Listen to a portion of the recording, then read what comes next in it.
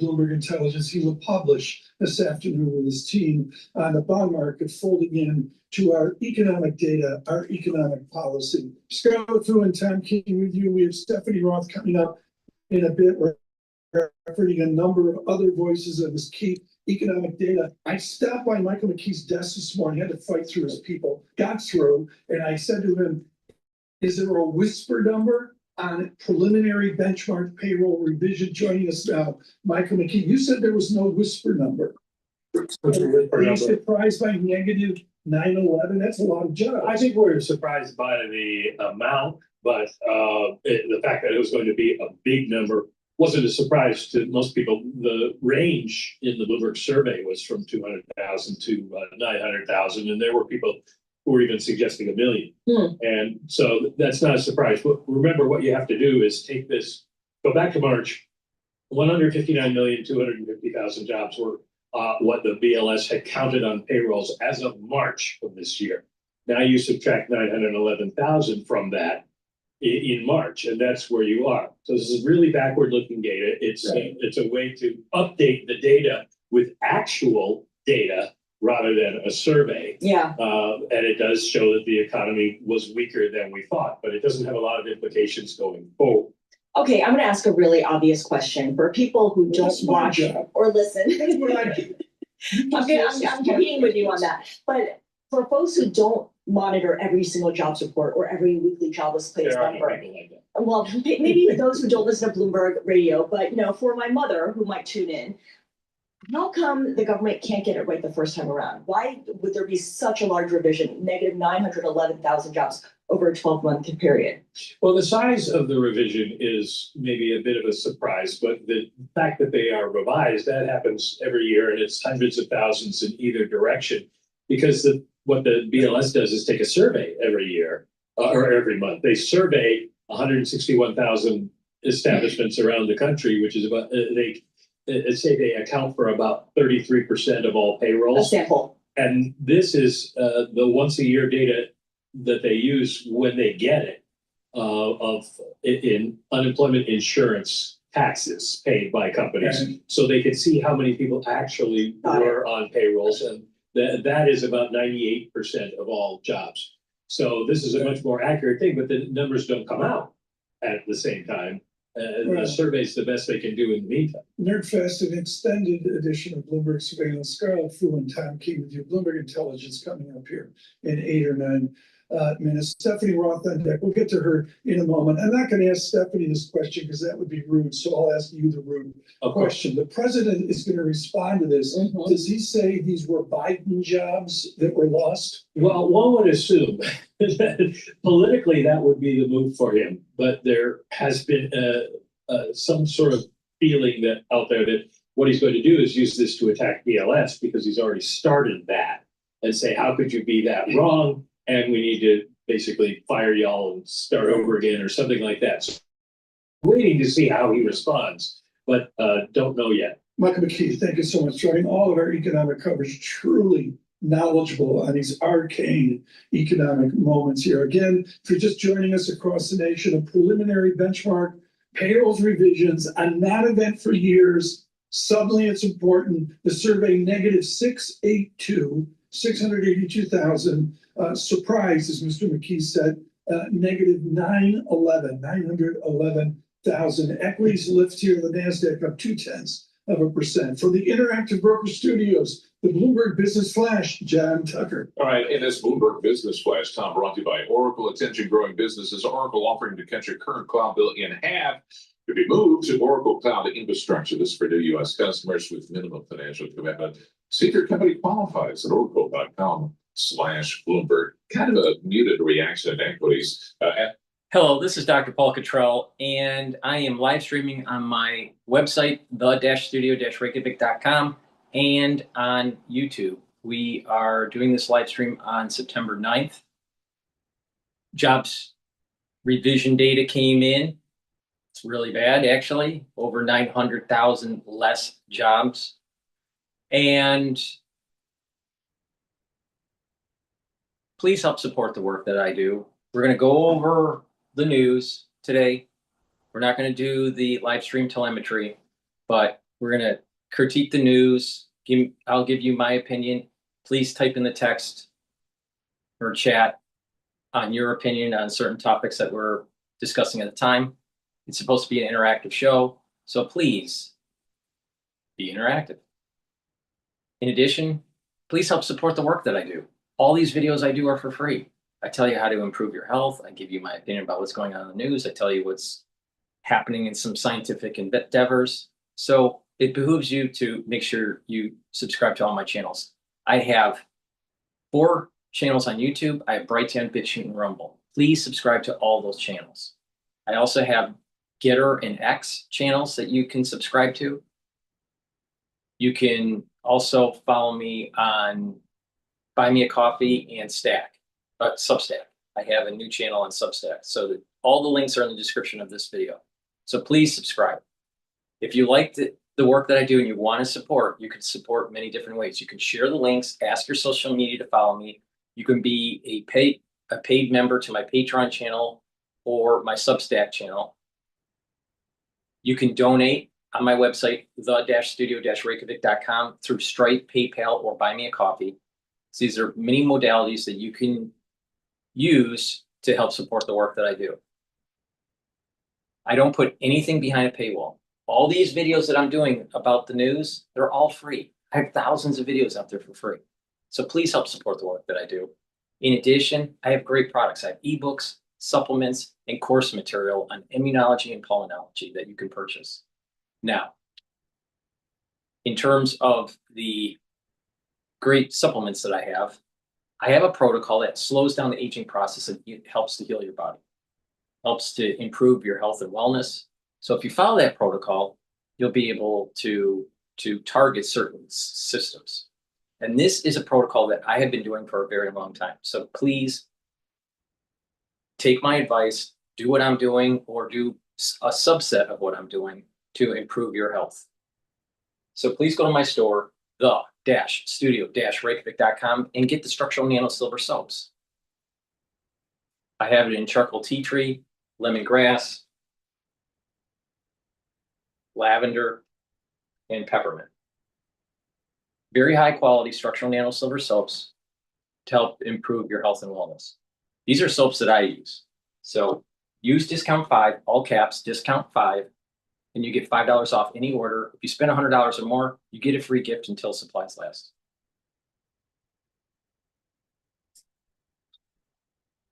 For your leadership in the Middle East, Israel strike in Qatar. This attack in Qatar is unprecedented. It's difficult to overstate how angry it could make the leadership in Doha, as well as other Gulf states, such as Saudi Arabia and the UAE. And to go over to the headlines, this is just breaking now in terms of actual headlines and not speculation.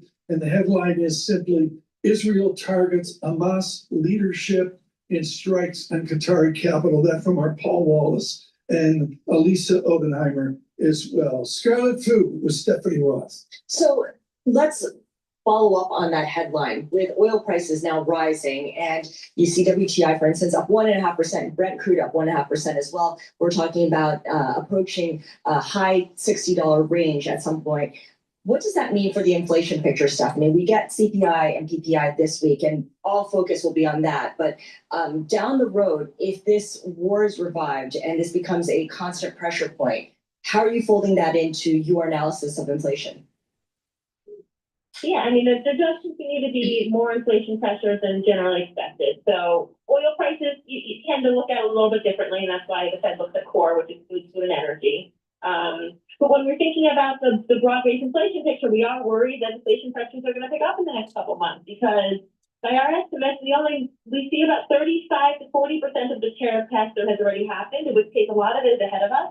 And it might just look like a number of prints where core inflation is running in the 0.3 to 0.35% range, which just poses a challenge. So the energy prices in and of itself maybe a little bit less important, but the broad inflation picture is a big challenge in the next couple of months. Stephanie, thank you so much. Too short a visit. Stephanie Roth helping us with this revision. Again, the number coming in more dire, more grim as well. We got oil lifting up 91 cents off of an Israel attack on Hamas in Doha, I believe it is. Right now, the Dow up 36 points. Scarlett, we can migrate over to Bloomberg Intelligence when you will be closer to Ed Ludlow's soiree in Cupertino this morning. Yeah, that's right. Apple launching a new slate of iPhones. They're going to look Will the pretty food much house similar. be enjoying No. some The of food things? household already bought iPhones last year. We spent thousands of dollars, and I think we're done for a while. Well, I don't know. There's an offspring on the West Coast. He always has to have the newest and newest phone. I don't need to get new accessories because that also adds up very quickly. Are you going to be buying the new iPhone? Already 2 were lined up. I hate you. Ooh, Scarlett wow. Food, thank you. This has been fun. Let's do this more often, Control Room. Thank you so much. It's coming up on Bloomberg Intelligence, a busy day for you in New York.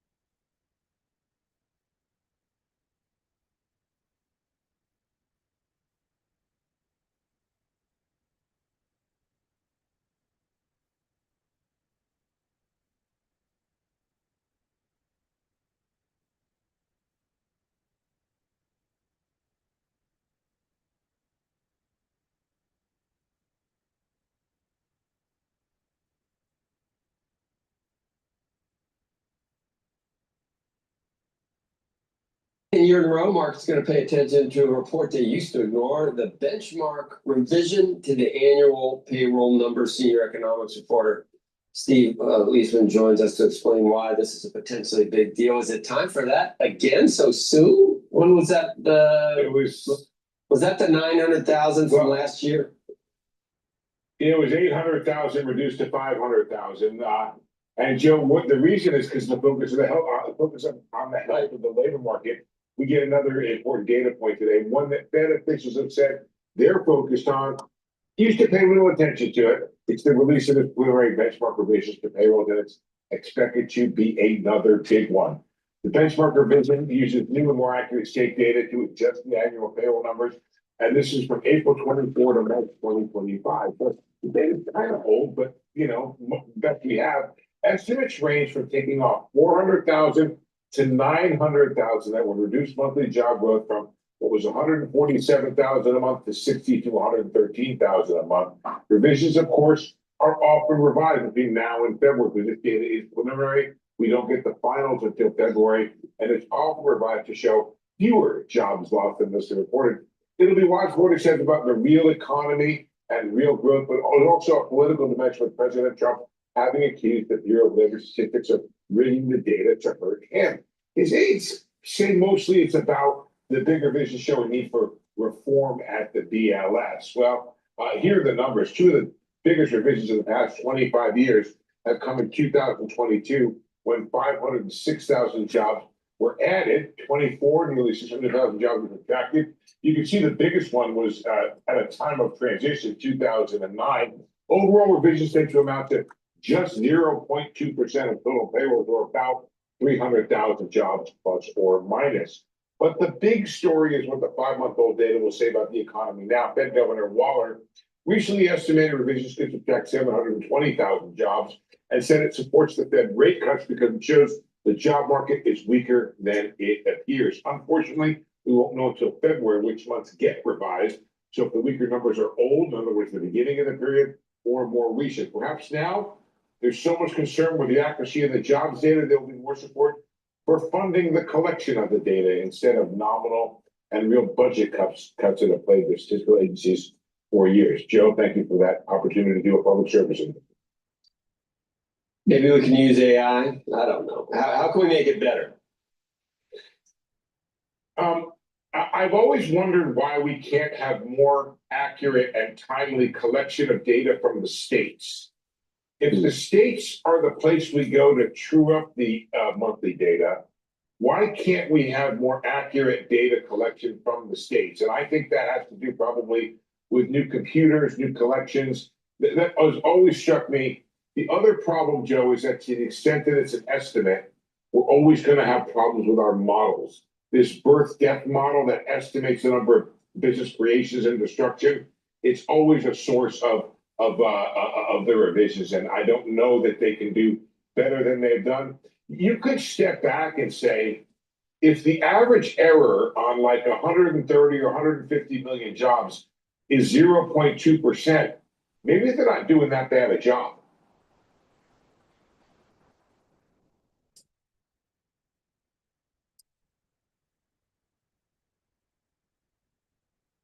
Explosions in Qatar. Israel says it attacked Hamas leadership. That has Okay, oil I'm gonna go prices to- spiking. I'm gonna go to BBC News. They're playing this attack, Israel on Hamas in Qatar. But before we do that, please go to my store, the-studio-reykjavik.com, and get the Max 35 or the Cleanse. Cleanse is 30 parts per million.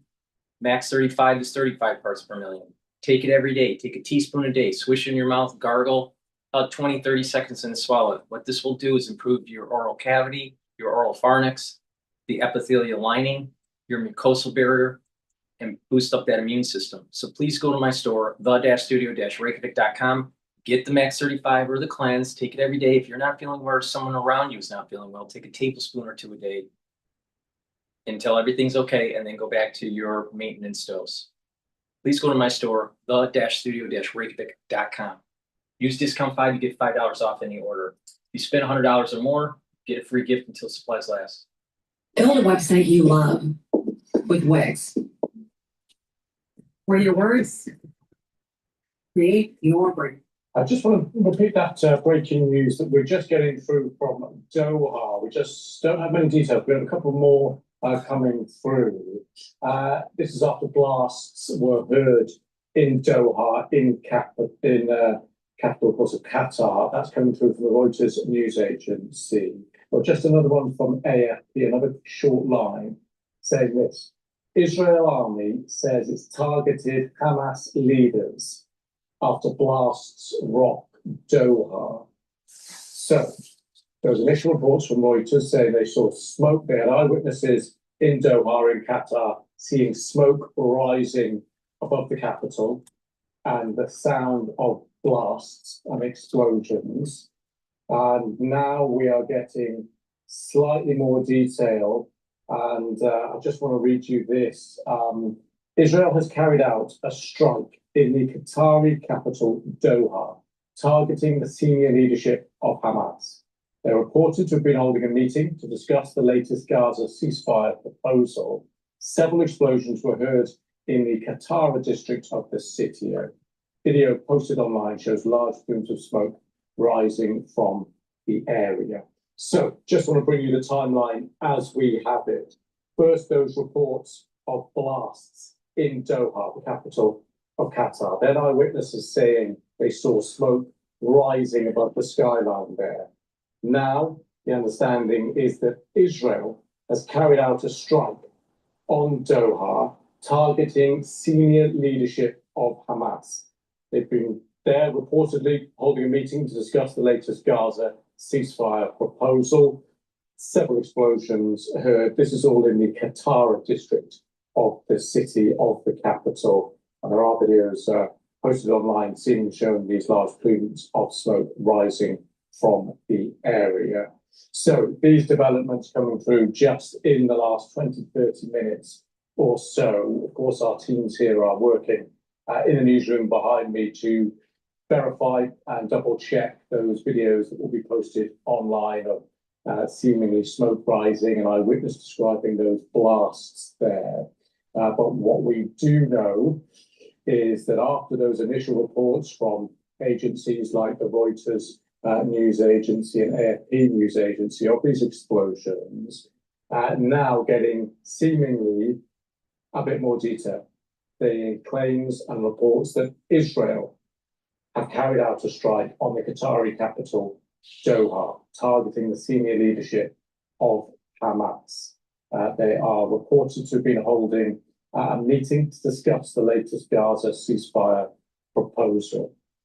We are working on just to get you a map of the region, just to show you a bit of the geography here, a bit of the region that we're talking about, where this smoke and where these blasts will have been heard.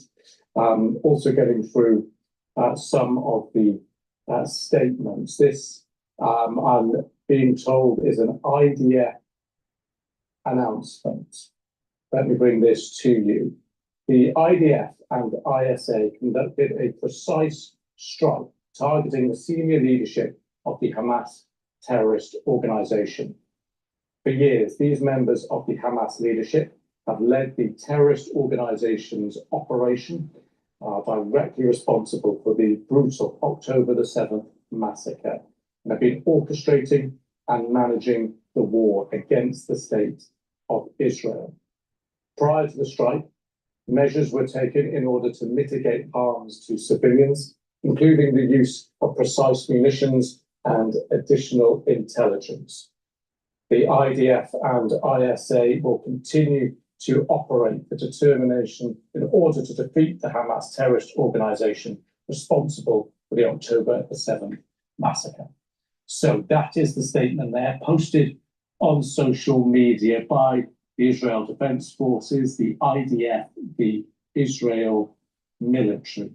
So that is the first official confirmation, it seems, posted on social media about this strike targeting senior leadership of Hamas after those reports in Doha of smoke rising up onto the skyline, of eyewitnesses hearing blasts in Doha, and then from the IDF, the Israeli military, saying the IDF and the ISA have conducted a precise strike targeting the senior leadership of the Hamas terrorist organization. Well, that senior leadership apparently there, reportedly there to be discussing potential ceasefire with Israel. But the IDF and the ISA conducted that, in their words, a precise strike targeting the senior leadership of the Hamas terrorist organization. Goes on to say this: for years, these members of the Hamas leadership have led the terrorist organization's operations, are directly responsible for the brutal October the 7th massacre, and have been orchestrating and managing the war against the state of Israel. I'm going to go Prior to this, I'm going to go to DW. Oh, no, not DW. France 24 about the same news. I can't get hard, not even with the blue pills. What? Will the salt trick work for me? All right, pay attention. If you're I just want to repeat that breaking news that we're just getting through. Now, back to that developing story in coming out of Doha. Israel's military has just confirmed that it targeted Hamas leaders in Doha about half an hour ago. There are reports coming through of a series of explosions in the Qatar district in the Qatari capital. Of course, the important thing is Hamas's exile leadership has long been based in Qatar, which has served as a mediator in talks between the Israelis and Hamas for a number of years, even before the latest war began in 2023, rather. Now, for more on this breaking news story, let's cross down to Nova Tarnopolsky, Jerusalem. Nova, the army has just been briefing journalists. What have they been telling people? Well, first of all, and remarkably, the IDF briefed Israeli military and diplomatic correspondents that this, in fact, is 100% an Israeli operation and that it was aimed at decapitating Hamas. Hamas has long been divided into what we've traditionally called the military leadership, those on the ground in Gaza, those handling operations, terror attacks against Israel, and the political leadership that seemed to be immune from the Israeli reach, at least for the last 20 years or so, and that have been posted in Doha.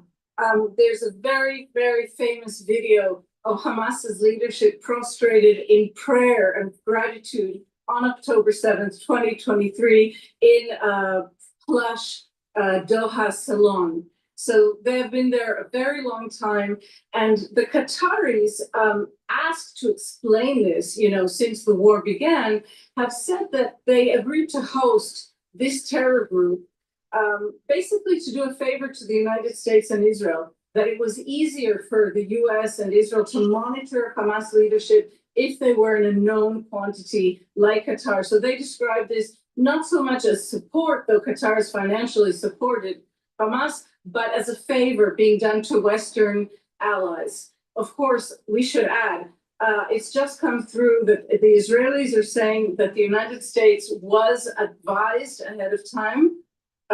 That's the formulation, and it's important because the US has one of its largest military bases anywhere in Qatar. We're also hearing, of course, this is a developing story, Noga, you're in Jerusalem, it's happening in Doha, but we're also hearing from Al Jazeera sources that the Hamas leadership were meeting at the time to discuss negotiations about Gaza. Do you have any further information from the IDF about who exactly they were targeting? I don't have any names from the IDF. I can tell you, as you say, it's a breaking story. I can tell you that a Saudi channel just announced that Khalil al-Hayya, who was the top Hamas negotiator during all of these, almost 2 years now, of ceasefire negotiations and hostage for prisoner negotiations, a Saudi channel confirms that he was killed, but we have no confirmation from the IDF. I mean, this could not be a more delicate moment. The president of the United States just proposed a ceasefire deal, which would have freed all of Israel's hostages on day one and hundreds of Palestinian prisoners, and then led to negotiations for an agreed upon settlement for the end of the war in Gaza. This strike does seem to indicate that Israel has chosen a completely different path, not a negotiated settlement. And in Israel, one of the first reactions, as you can imagine, is the interpretation that this means that the Israeli government officially has abandoned and given up on the hostages. The assumption is that the hostages still being held by Hamas in Gaza are unlikely to survive this event. Again, we're in the early hours of this story, but just give us a sense of how this, how the Israeli public is going to react to this development, in particular, those families of the hostages who are still in Gaza. I expect that across the board there will be a complicated reaction. I think that for the families of the hostages, the reaction will be horror. I haven't had the chance in the last half hour to speak with any families of hostages, but I believe I know them well enough. They have spent the last few months begging Israel not to engage in any military operation that could endanger their loved ones. In most cases, their children, in some cases, their husbands.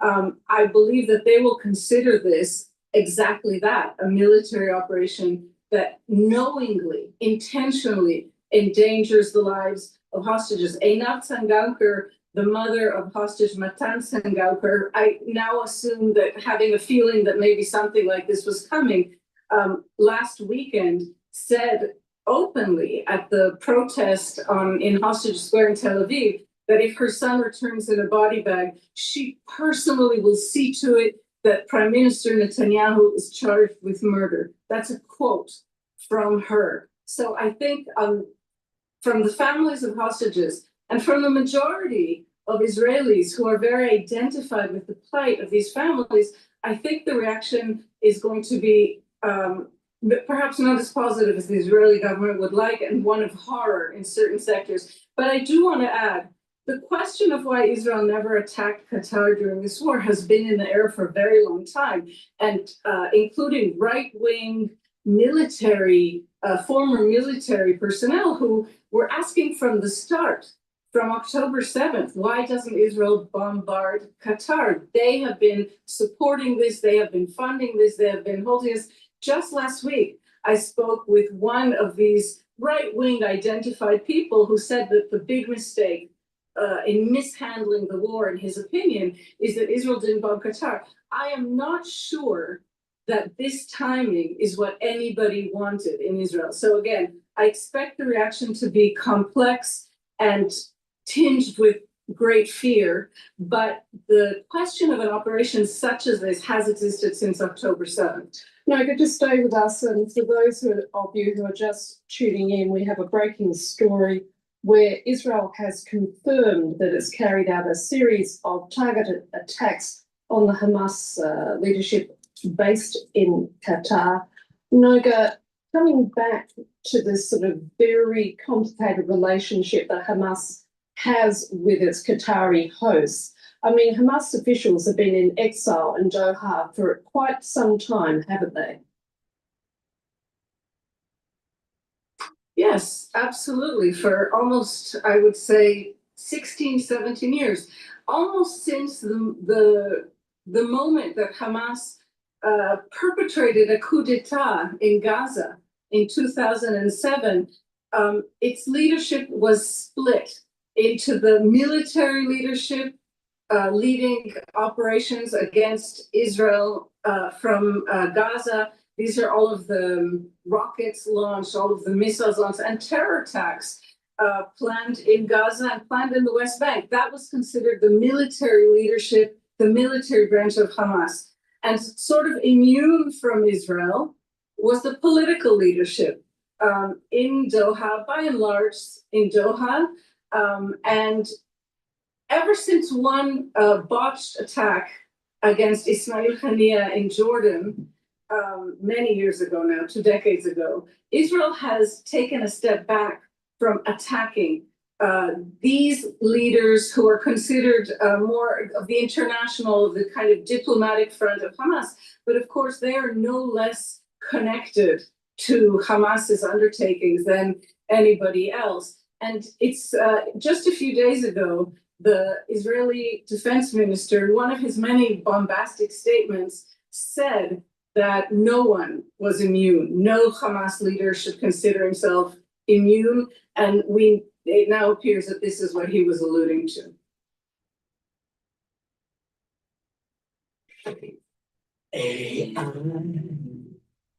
At the time of my life. All right, let's see here. Let's go to Al Jazeera as they're covering this. But before we do, please go to my store, the-studio-reykjavik.com. Now, it is important to pay attention to the stack that I do every day to slow down the aging process, boost up that immune system, and to target different systems so they perform better. As you age, you start building up free radicals, you start producing more inflammation, you start declining in energy levels. So if you target these different problem areas as you age, you can slow down the aging process and prevent your body from methylating the genes and shutting down youthful gene expression. All right. So it's not taking one particular supplement, it's about a stack. It's about stacking. So please go to my store, the-studio-reykjavik.com, and get the magnesium and zinc. The magnesium and zinc will help with your brain function and boost up your immune system. And take it with the vitamin C and magnesium.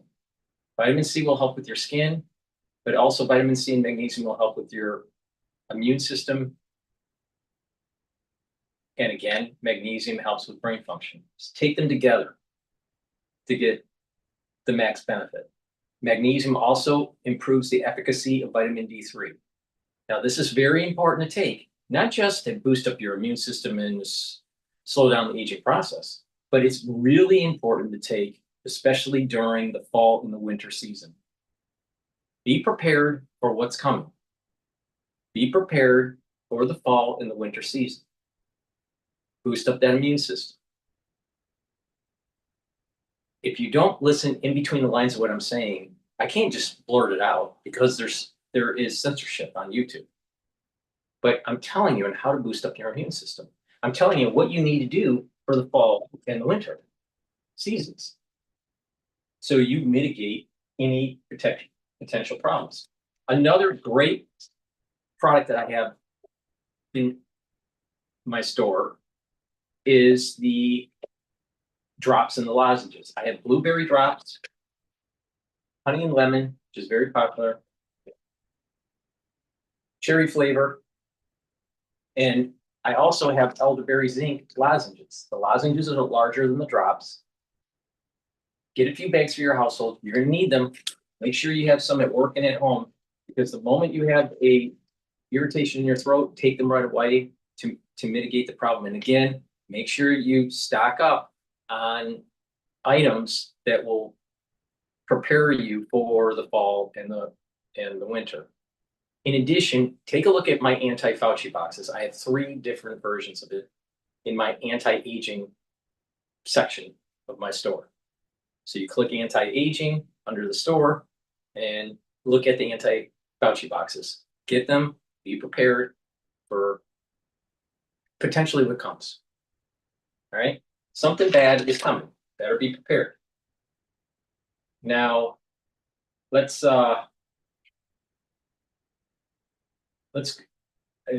looks like Al Jazeera just switched over to the UN. I'm not sure what to. Let's listen into. Let's go back to Kristen Salumi, who joins us now from the United Nations in New York.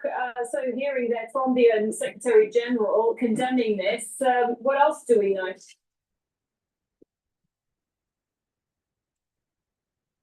Yes, the Secretary General was very quick to react to the situation in Doha, Qatar, with this remark. He was very quick, as you heard just there, to condemn the attack as a flagrant violation of sovereignty and the territorial integrity of Qatar, whom he noted has played an integral role in the peace negotiations between Hamas and Israel. And this remark was made at a time when the General Assembly's 80th session is about to kick off, its opening day, at a time when the United Nations role in international affairs and ability to uphold international standards is being questioned. The Secretary General had been scheduled to give remarks today about military spending, and he actually used this opportunity to segue into a report that he's releasing calling for less spending on military fighting worldwide and more money on investing in social structures and peace. It also comes at a time when UN peacekeeping funding is under threat.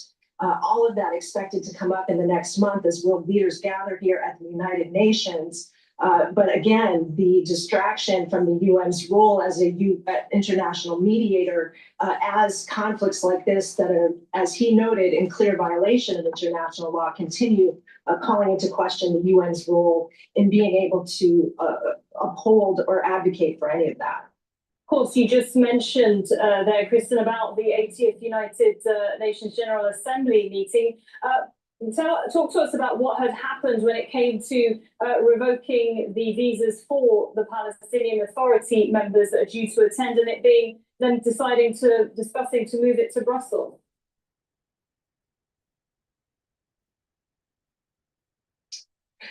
Yeah, well, this is another example of the UN's relevance and ability to handle tough international issues when a veto-wielding member of the Security Council is opposed to them. We know that the United States has announced that it will not give visas to the Palestinian delegation coming here to New York, or planning to come here for a high-level meeting on the two-state solution that's been called by Saudi Arabia and France. The United Nations has objected to this. It says it's against the agreement of the host country in hosting the United Nations here, but there's been no resolution. And I should point out that there is no plan to move that discussion to Geneva or any place else. It has been done in the past. It was done in the past. That has not been proposed here, perhaps I'm told because of the short time frame before the General Assembly does kick off. It's just a couple weeks away for the high-level week officially kicking off today. So again, a lot of questions being raised about the United Nations' ability to respond to these tough conflicts that are ongoing, particularly the one in Gaza. Okay, thank you very much. That's the update there from Kristen Salumi in New York on the view from the UN. Let's speak to Handa Salhoud, again, who's been following all of the latest developments from Jordan's capital, because Israel has banned us as Al Jazeera from reporting there, as well as the occupied territories. Hamda, we have heard a statement there from the Prime Minister himself, Benjamin Netanyahu. We're also hearing reports, it seems, on how the operation was carried out. What more information do you have?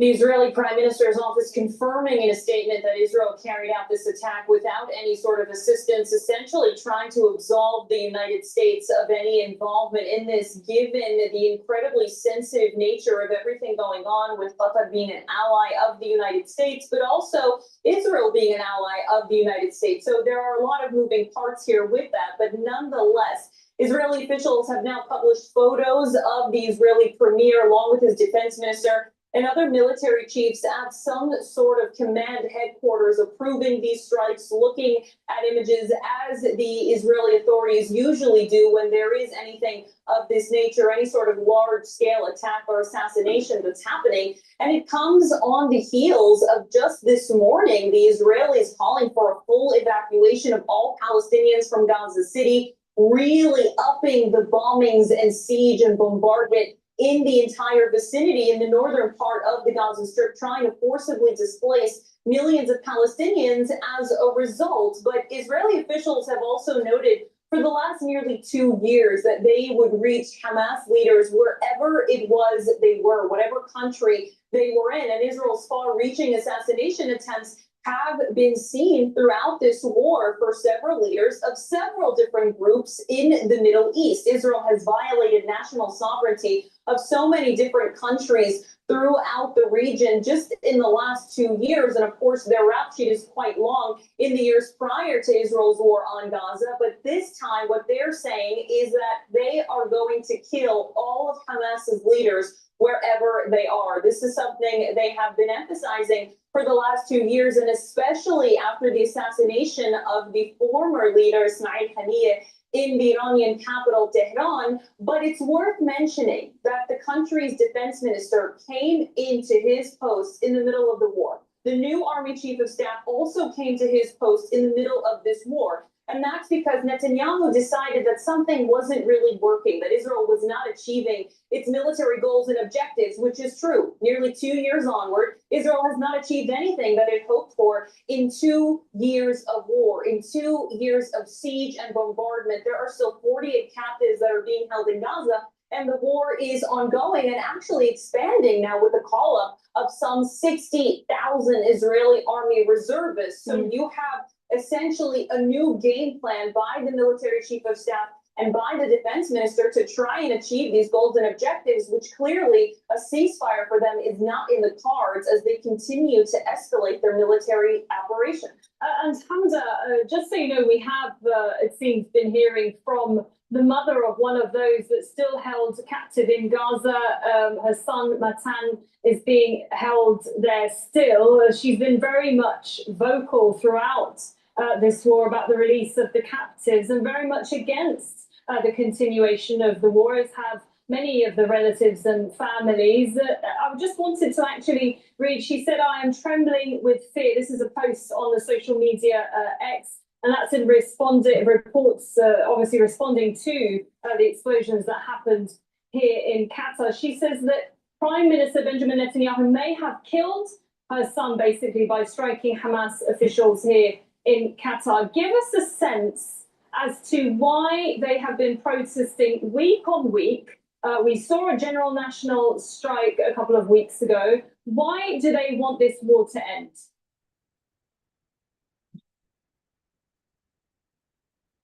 Well, it's quite clear the Israeli public has been quite firm in their demands to end the war in order to bring about the release of the hostages still held in Gaza. Now, this specific mother of an Israeli captive has been quite outspoken, has been one of Netanyahu's fiercest critics throughout the war, saying that he has achieved nothing. He's lied to the people, he has deceived them, and that he has continued on with the war for both personal and political gain. And just a couple of weeks ago, she said that she would take legal action against the Israeli prime minister if her son returned to her in a body bag once the war was over, that she has information that he is one of the 20 captives that is still alive, but she fears for his fate as the war continues on, as the bombardment escalates, as this Israeli military operation closes in on Gaza City. There's a lot of fear for the lives of Israeli captives who are there by these family members because they fear they're being held there. And if there is this increased bombardment, they can meet the same fate as others who've died in these airstrikes. So a lot of moving parts here when it comes to that. So that domestic pressure on the Israeli prime minister essentially falls on deaf ears, because when he responds to any sort of protest movement, to any sort of strike, he usually slams the demonstrators. He slams the protest movement, saying that they're counterproductive, that they don't help with any sort of negotiations for a deal, that they are helping Israel's enemies in return by protesting against a government at war. But the people of Israel have been quite clear that they are tired of the war. More than 700 days in. In just under a month, we are going to hit the 2-year mark of this war that has seen absolutely catastrophic losses on the Palestinian side. And the family members of hostages say that they do not want to wait any longer for the war to end, for there to be a deal. But now with Israel trying to assassinate everyone at the other end of the negotiating table, it's raising a lot of alarms. It's certainly raising concern as to what's next. If the people you are indirectly negotiating with are killed as a result, who is there left to negotiate with? What will happen to these talks moving forward? Who will be there in place to try and mend some sort of ceasefire deal together? Because you have tried to assassinate the people you're talking to in the country where these talks are taking place, where Israeli negotiators have frequently traveled to and visited. So there's a lot of concern, not just on the international spectrum, but also domestically within Israel from these family members as well. Okay, thank you for that update, Hamza Salhoud there from Amman. Now, Saudi Arabia's Crown Prince has confirmed that he spoke. Please go to my store, the-studio-reykjavik.com, and get the structural nano silver toothpaste. Very high quality. You're going to need these for the fall and the winter. Trust me. It'll whiten your teeth, freshen your breath, help with your gum line, reduce inflammation at the gum line. Has no fluoride. It's the best toothpaste that you can purchase. Get a few tubes for your home. Go to my store, the-studio-reykjavik.com. Use discount 5. And you get $5 off any order. Also, get the gels. You can get the gel in tube form or in the quick dispenser. Have some at work or have some at home. This is a dual purpose product. You can use it as an aftershave. You can use it as a daily skincare. You can put it on a wound to help it heal. And if you're not feeling well or someone around you is not feeling well, especially in the fall or the winter, guess what? Put it on your hands, around your mouth, around your nose, around your ears. Lightly coat your nostrils. Stays active for 5.5 hours. You can't do that with Pro. Please go to my store, the-studio-reykjavik.com, and get these very high quality gels. Be prepared for the fall and the winter. I'm telling you. I can't tell you how important it is. Now, another great supplement that I have to help with your cardiovascular system is omega-3. And this will help you in the fall and the winter. Let me tell you how. Omega-3 brings down systemic inflammation. That's super important. Now, by bringing down systemic inflammation, if you're chronically inflamed, you're down-regulating your immune system. So if you bring down inflammation, you bring down that chronic inflammation, your immune system is going to be boosted up. Omega-3 also helps to bring down LDL levels and increase your HDL levels. So that's going to help with your cardiovascular health. By improving your lipid profile, you're reducing plaque formation. And omega-3 helps to prevent red blood cells from sticking. If your red blood cells stick too readily, you have overclotting. You don't want that. So take omega-3. Also take my nattokinase, stack it together. It can work really well. Better get ready. Fall and winter's coming.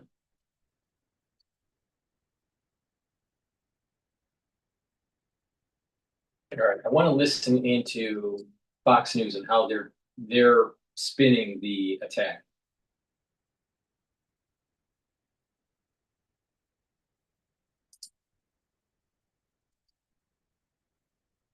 Monitoring the situation unfolding in the capital of Qatar. Just moments ago, the Israeli military says it conducted a strike against senior Hamas leadership there. There have been multiple explosions reported in the capital of Doha.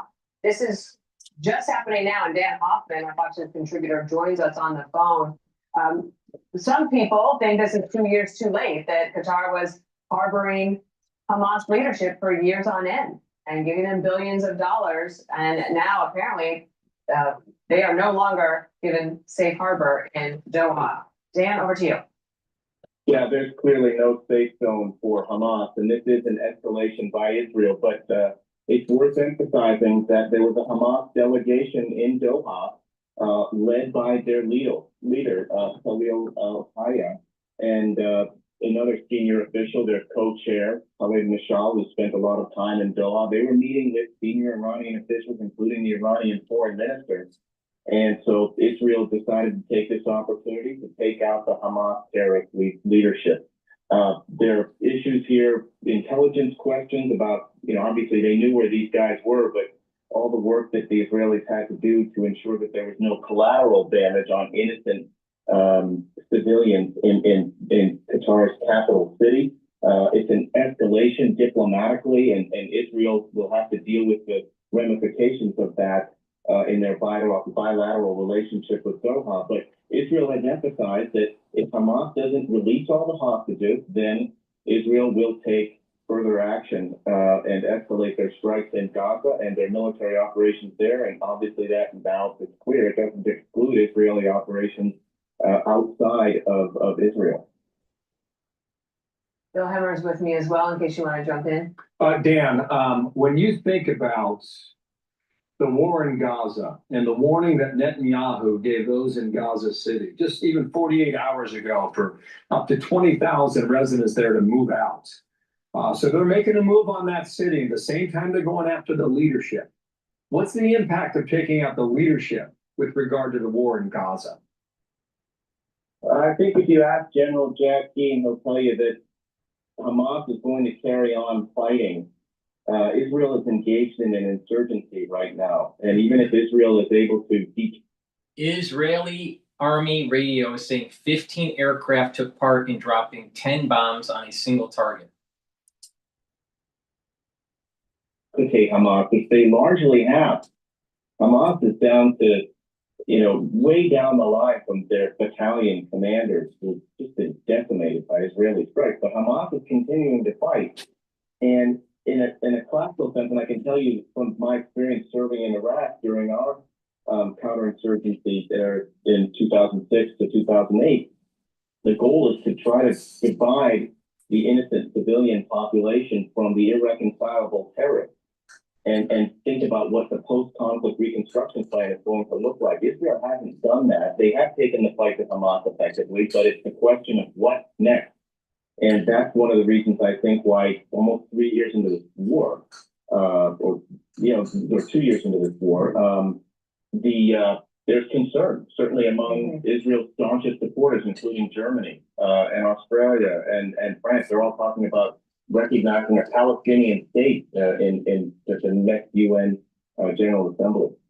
One of the things I think is interesting is the fact that just a few weeks ago, you had President Trump reinforcing his commitment to whatever Bibi Netanyahu decided to do. And I think one of the very real frustrations inside Israel and then around the world, if you support Israel, is that there are many people who believe that Qatar could have pressed Hamas to release the hostages on October 8th, that they are, this is not my words, but some will say, complicit in continuing this war, because Israel has maintained that the war could end tomorrow or right now, if the hostage is released. And now I believe that Israel doesn't want to go into a third anniversary of October 7th with these hostages still underground.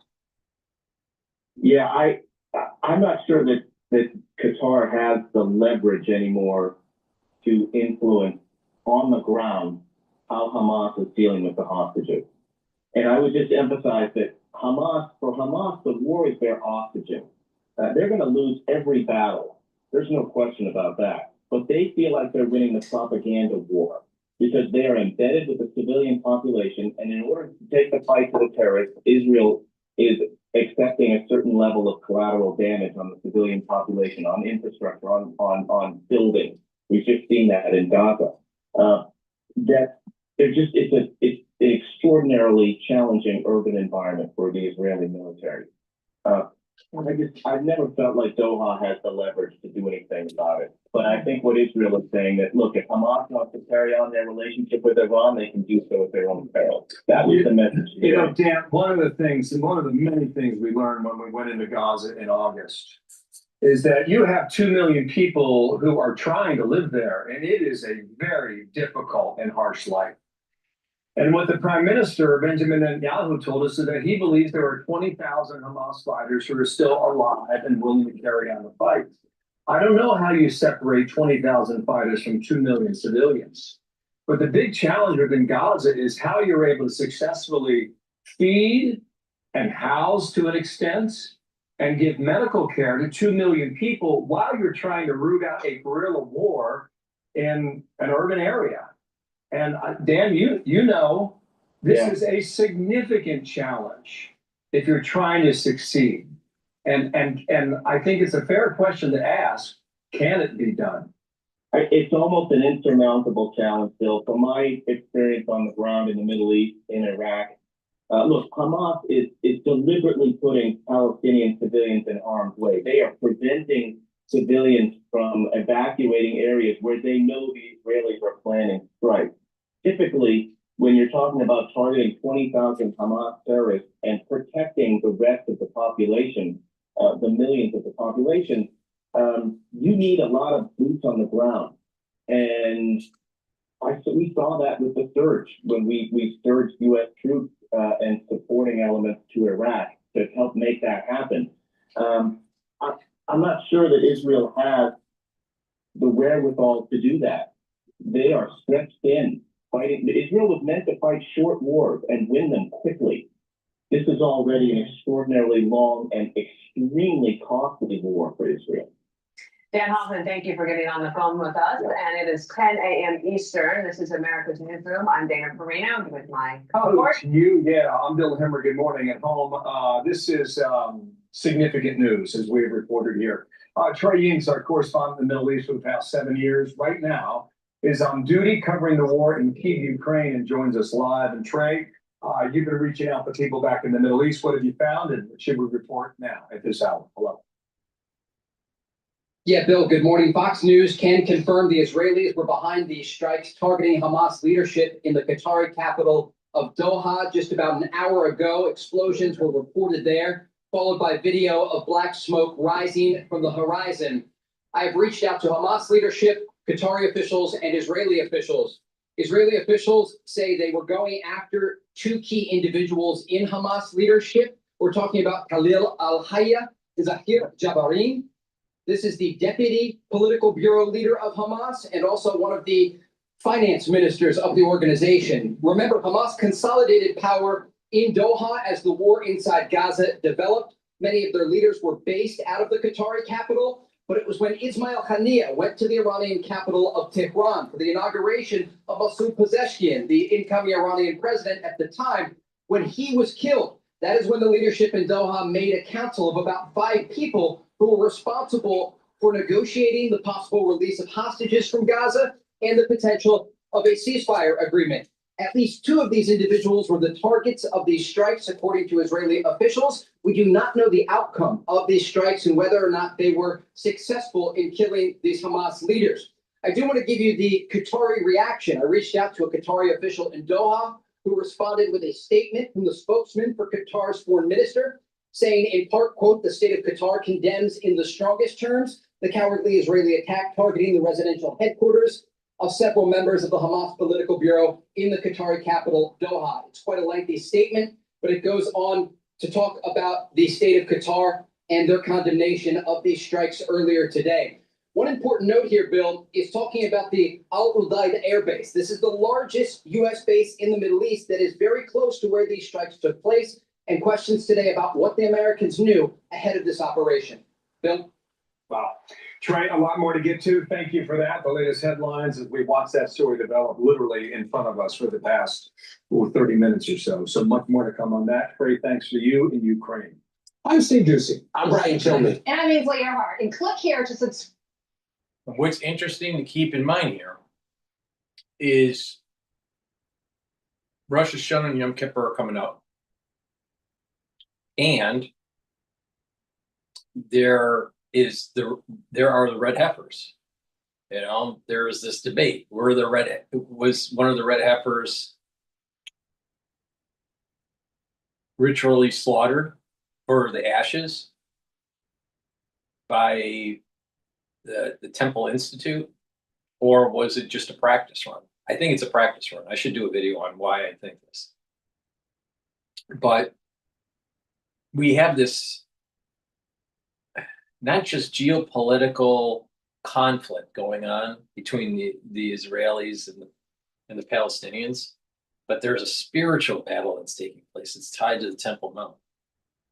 And I find this is interesting that there seems to be, as we're moving towards Rosh Hashanah, that there's this flare-up that's international. It's an international conflict going after Hamas with Qatar. Now, we'll see what happens. I mean, it could get worse, but because it was such a surgical strike, this probably will die down.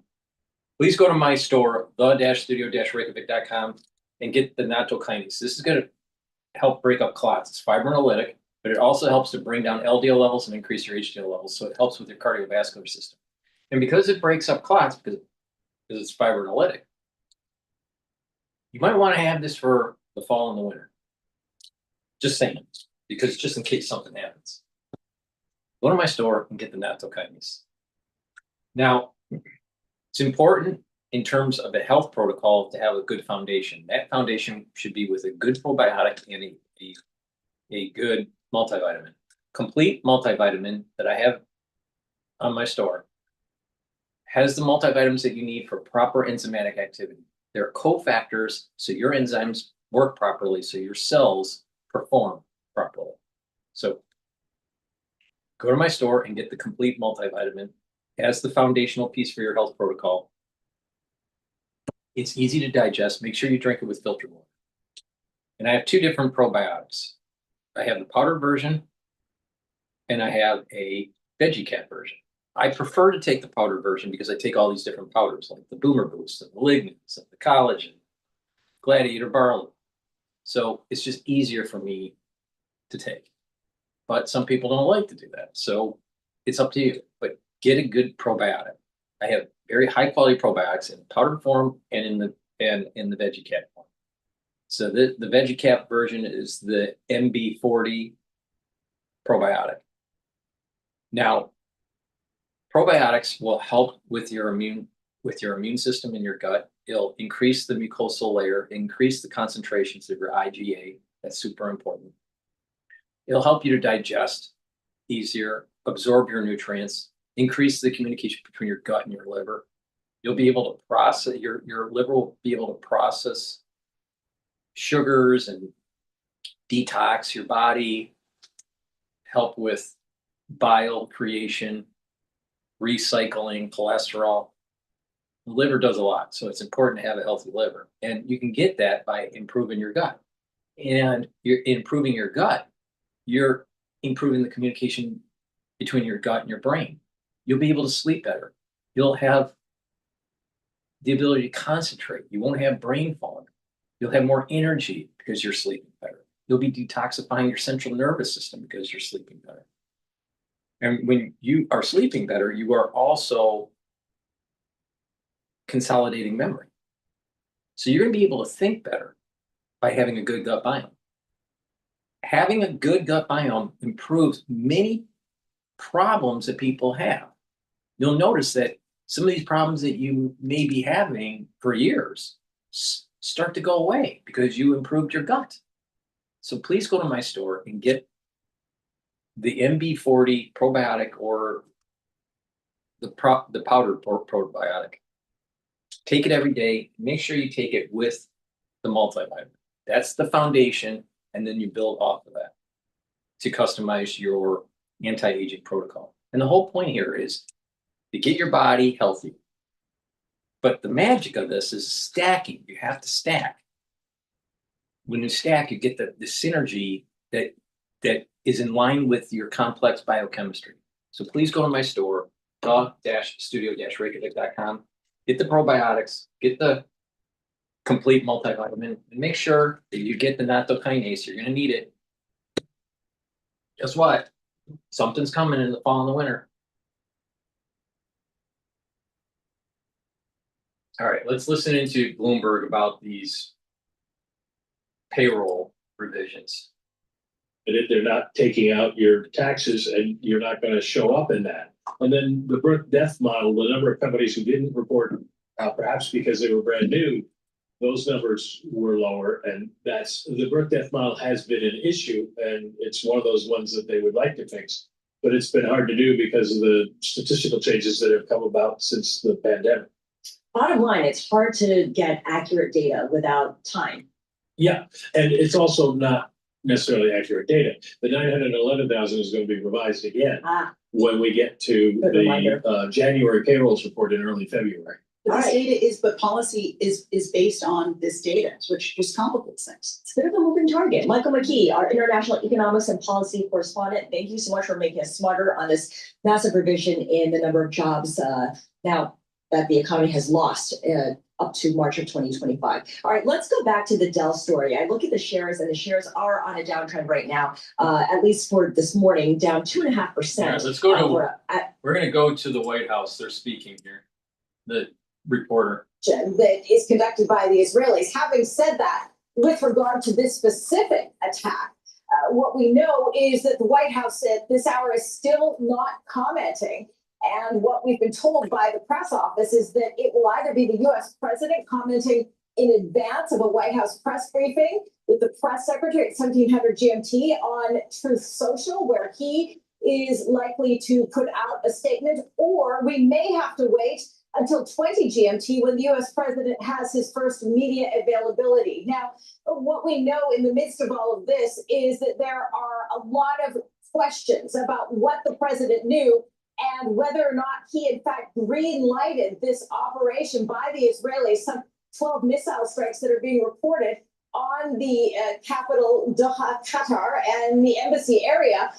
This has not been confirmed by the White House. It is being widely reported in U.S. media that this is something that the President Donald Trump knew about. But again, this has not been confirmed. And we should point out that the U.S. Embassy in Qatar did not advance warn any of the U.S. citizens living in Doha, and there are a significant number of them, only putting out a shelter-in-place alert after the Israeli strike. So if the United States knew, it also did not make aware its own citizens in the region.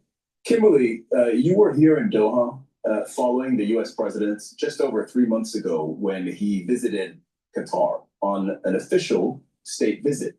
Did he not at that point, not formally, but when sitting next to Qatar's emir, did he not in some form promise safety for the state of Qatar, where the U.S. has its largest military base in the region? That's what makes this so astonishing, is the fact that the U.S. president has spoken so warmly about his relationship with the Qatari emir, that he spoke alongside him, talking about him being a great friend and a great guy.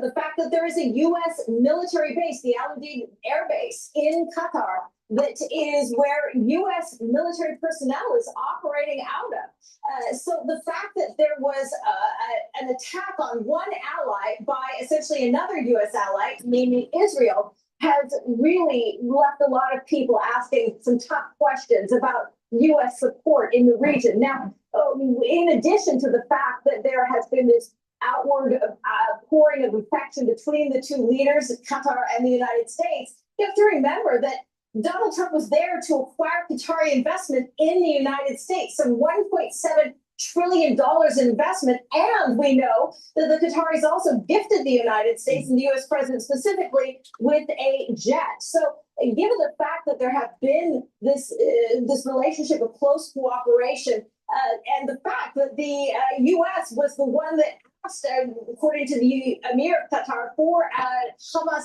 office to be set up to not only resolve Israel's war in Gaza and secure a couple of ceasefires, but other conflicts around the world. This diplomatic relationship is well entrenched and has been one that not only took place in Qatar, but also right here at the White House. So again, we're watching very carefully, Cyril. There will be a media opportunity with the White House Press Secretary Caroline Leavitt at 1700 GMT. She is expected to discuss this and give a U.S. statement as well. We are watching very carefully to see what the U.S. president has to say at 20 GMT. But I should point out very quickly, what the U.S. president did say over the weekend is that there was an ultimatum being given to Hamas by the United States, saying the Israelis had accepted his terms and it was time for Hamas to do the same. Yeah, I'll just read that out because I do think it is relevant to this moment.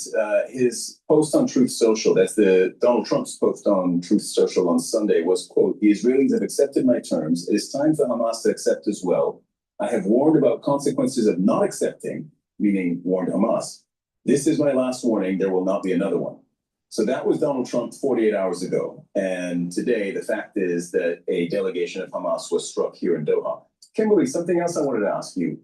The presence of Hamas's political leadership in Doha is not a secret. It's something that's very public. Qatar, the US, and Egypt are all mediators between Israel and Hamas. And for that purpose, Hamas is here and is involved in talks on a regular basis. Now, even though nobody knows publicly where they are, the fact that they're here, that's very well known. And my question to you is, wasn't this entirely sanctioned by the US? I mean, you have the presidential envoy, Steve Witkoff, coming to Doha very, very regularly as part of these talks, including with Hamas representatives. Absolutely, 100%. And just to give you a timeline, those terms and that proposal that was being discussed had been handed off by U.S. Special Envoy to the Middle East, Steve Witkoff, in Paris to Hamas leaders just last week. That was what was being discussed. And it wasn't just Hamas leaders who have been present discussing these terms, but also it was the Qatari prime minister. So the fact that there was Qatari leadership as well that was present in these discussions shows that just the grave risk that was taken. And given the fact that this whole office and this understanding of diplomacy, according to the Qatari Emir, was sanctioned by the United States and has been instrumental in resolving a number of global conflicts, including 2 ceasefires in Israel's war in Gaza, now working on a third, is something that is of enormous consequence. And as a result, there are so many questions here in the United States about how the U.S. president, if in fact he did greenlight this, as is being reported, why he did, and whether or not he has calculated the consequences moving forward of such a bold action. Okay, these are going to be very important answers. Now, just a note to our viewers on timings. You've told us that maybe, just maybe, the U.S. president will comment before the 17G press briefing, bearing in mind that it's 20 minutes past 15 GMT. That would mean about 90 minutes from now. Maybe that's a window for us to learn something from the U.S. president. If it doesn't happen then, you're saying maybe look out for around the 20 GMT mark, which would give us another few hours. Kimberly Halkett, thank you very much. We'll be coming back to you before long. Now, the UN Secretary... Please go to my store, the-studio-reykjavik.com, and get the Clarity Factor and the Myotrol. Why? Clarity Factor is going to get rid of that brain fog, allow you to concentrate on your tasks, either at work or at home or in school. Very important to take, no matter what your age is. Drink it with filtered water, take it every day. It's going to get rid of that brain fog and you're going to be able to concentrate. And over time, you're going to improve the dendritic connections between neurons. That's going to be helping with that positive neuroplasticity. You're going to be thinking faster and you're going to be able to have better memory retrieval because clarity factor helps support memory. So go to my store and get the clarity factor. It's very important that you start to add supplements and do exercises that help with neural health. Very important. You're gonna know people within the next 5 years within your social circle that people at the age 40 or older where early onset of dementia is going to start becoming rampant. All right. 10 people, let's say you know 10 people in your social circle. You're going to know 3 of them that are going to have early onset of dementia, 3 to 4. So you better start paying attention. Watch the signs. If they go, they used to be avid readers or writers and they stop, or they're having problems finding words, or their sentence structure declines rapidly. You better start paying attention and catch it early. But you're going to know lots of people within the next 5 years that have early onset of dementia because of the crisis that we went through. So it's important to take supplements that protect neurons, but also exercising is an important feature. Making sure that you have better blood flow to the brain to create that microenvironment to maintain those dendritic connections. In addition, bringing down inflammation. If you bring down inflammation at the neuron level, you're maintaining the myelin sheath, and so the neuron will be able to communicate and the neuron's healthier. And another feature that's really important is doing resistance training, balancing exercises, and stretching exercises, because you want to activate that cerebellum and help with your motor coordination. That's another feature that you're going to notice within the next 5 years. People within your social network, you're going to notice not only cognitive decline, but motor coordination issues. So you want to activate those neurons. And you do that through the 4 modalities of exercise: resistance training, cardio, stretching, balancing exercises.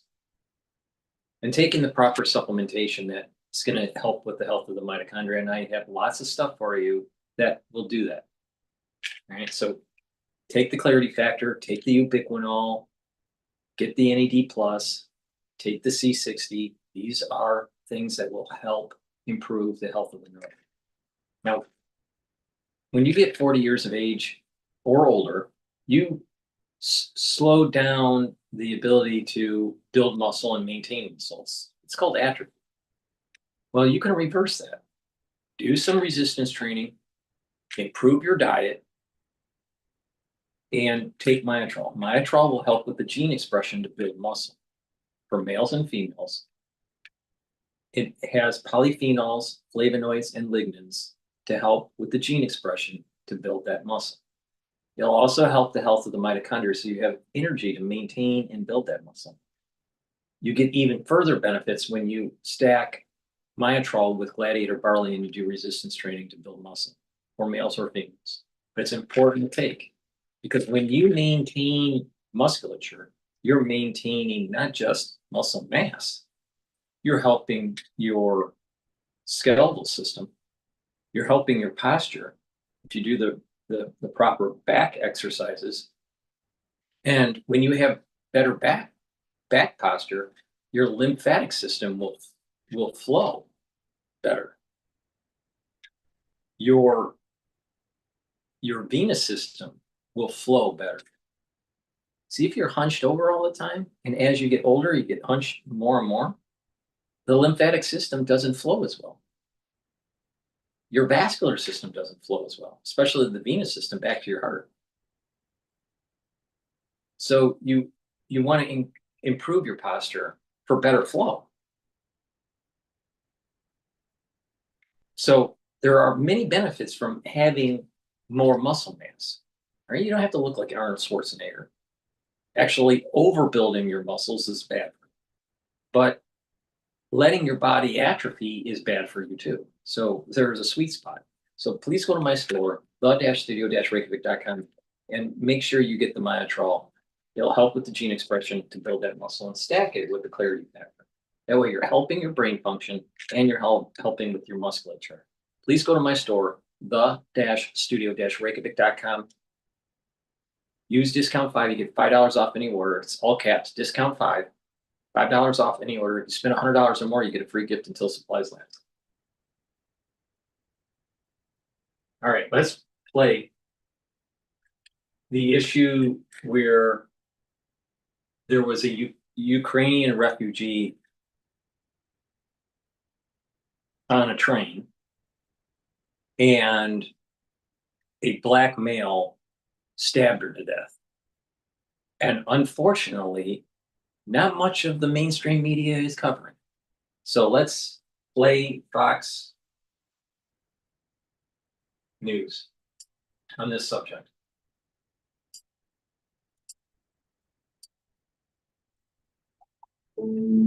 The city of Charlotte, North Carolina, now home to one of the most horrific crimes ever caught on camera.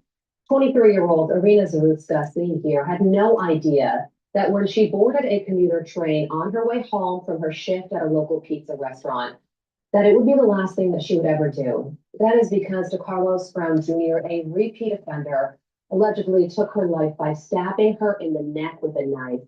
Now, the city is facing pressing questions over safety and their response to this crime. Charlotte City Council member Edwin D. Peacock III joins me now. Councilmember, thank you so much before we continue with Fox on this subject, this is a problem that has been happening even in New York in different forms: stabbings, pushings on the train, stealing, and many of the perpetrators are Black. Many. I would say more than 60–70%. And then the remainder are primarily Latino. And many of them are illegal. So the point here is that there is something definitely happening in these communities that they have no regard for life. No regard. They do not care. And then you add in failed liberal policies with no cash bail, letting them out, and then they repeat. This person that did this, my understanding, has been a repeat offender 12 different times. Now, if you don't have God, country, and family as a bedrock of your ethos and establishing morality, how are you going to have a good society? How are you going to have a functioning society? A society of law and order, a society that's productive.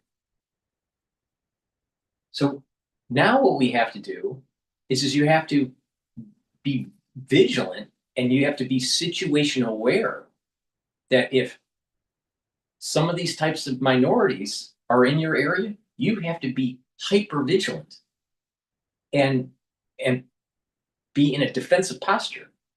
So if you're on the mass transit in an inner city like New York, and you see someone like this Black guy that killed this woman, you have to assume that this person that you're next to may attack you. You don't know if they are or not, but you have to go into a survival mechanism and be conservative in your stance for defense. You have to be you have to be vigilant. You can't assume that there'll be a safe passenger on the train or on the bus, because in many cases they're not. Now that does, unfortunately, that means that you're pigeonholing a lot of other minorities of that ethnicity. In this case, Black male, that is not well kept. And maybe they're nice people, but you don't know. You don't know until after the fact. So you can't be by them. You can't be around them. You either are you're potentially risking your life on the mass transit, or you just walk away if you see them. Or you are in a very hyper vigilant mode. To have Have situational awareness, super important. Don't stick your head in the phone. If you notice some of the things that she was doing, she was on the train, she wasn't paying attention to her her surroundings.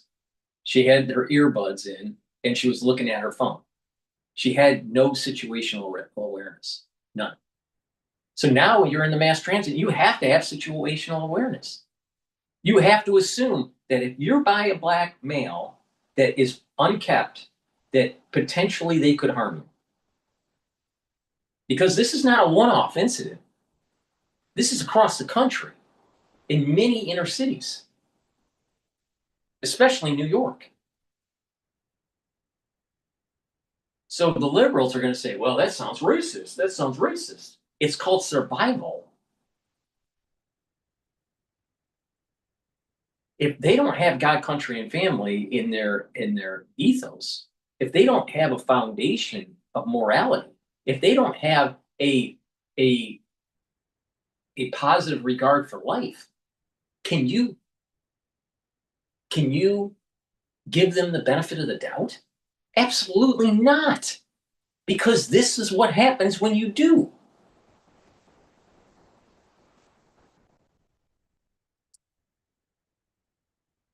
I just first want to get your reaction to this horrific crime that has taken place in your city. We're 18 days from the murder of Mr. Ruski. Our city is just blown away by what we've seen. Obviously, this is not something that we normally see in the 14th largest city of the United States, and certainly on a light rail system that we're extremely proud of. It's the largest one to be put in place. Opened up in 2007. First one between Atlanta and Washington, D.C. Your listeners may not know, but most of our light rail system is above the ground. We don't have any underground subways here. So again, it's shocking and appalling what we've seen. Well, this suspect had 14 prior arrests. And 14? he was That was 12. out on no bail pending trial at the time of this murder. Look at that. So obviously the Right. You know, and I know this sounds racist, but I don't really care. I really don't care. The reality of the situation is that when you have someone looking like this and you're on the train or on the bus, don't be around this because you don't know if they're crazy. You don't know if they're high on drugs. You don't know if they have psychosis.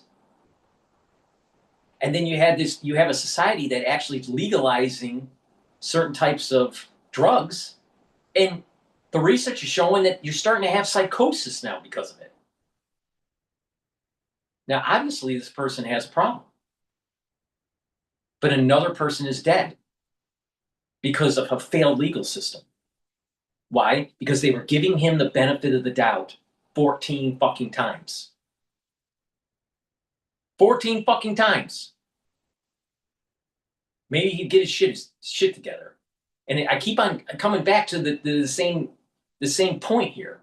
If they have a problem, you know, getting out of bed, making their bed and brushing their teeth and pulling up their pants, maybe there's a problem with them. Maybe they don't have the ethics. Maybe they don't have the God, country, and family that I've been talking about. Where's the morality with this clown? You got to have situational awareness. If you don't, you're going to be taken advantage of, especially if you're in inner city. And this is not rare. This is not a rare case. This is happening across the country. And it's happening all the time in New York.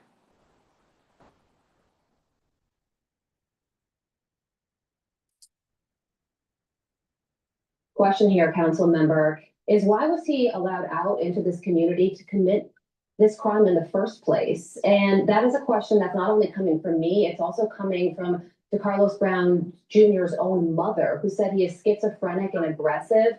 She says the court should have never let her son out in the community, knowing he had mental health issues. Situation. I don't care what the reason is. Situational awareness. If you're on a train, mass transit, whatever it is, have situational awareness. Either stay away from people like this and automatically assume that they're dangerous. I don't care if it's racism or not. It's called survival. And if you can't be away from them, be in a posture that if they attack, you defend. You do not let them have the upper hand on this. You defend. You defend. You don't let this horse shit happen. Why they're schizophrenic? Was he high on drugs? Well, maybe he wasn't high on drugs when he was on the train. But what about when he's at home? Still think having legalization of drugs actually is a good thing for society? It's not. It actually causes psychosis.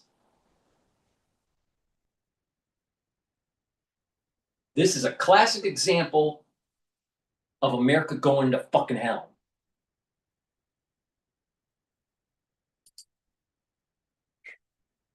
And previous arrests.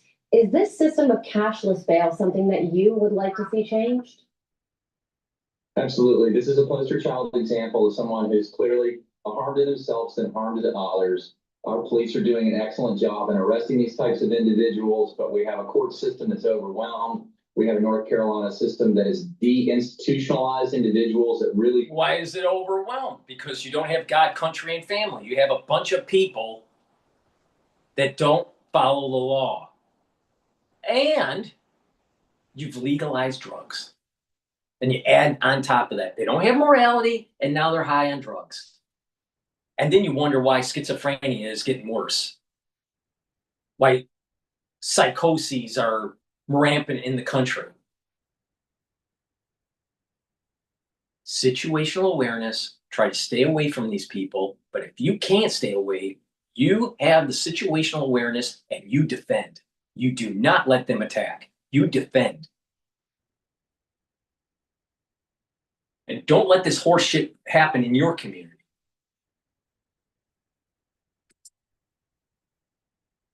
To have hospitalization and permanent around-the-clock care. I hope this wakes up a conversation, not just around the mental health topic, which has certainly been talked about a lot, but we have to actually follow that with actions. And as sad as this tragedy is, I hope that it will shine a bright light on it. Magistrate Judge Teresa Stokes is the one who let the suspect out on it. No. Stop the illegal drugs, and they'll reduce the number of psychoses. Start in society, especially in the school system, promoting God, country, and family.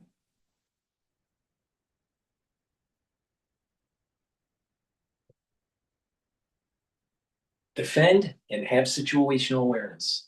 I'm telling you. This is rampant in New York.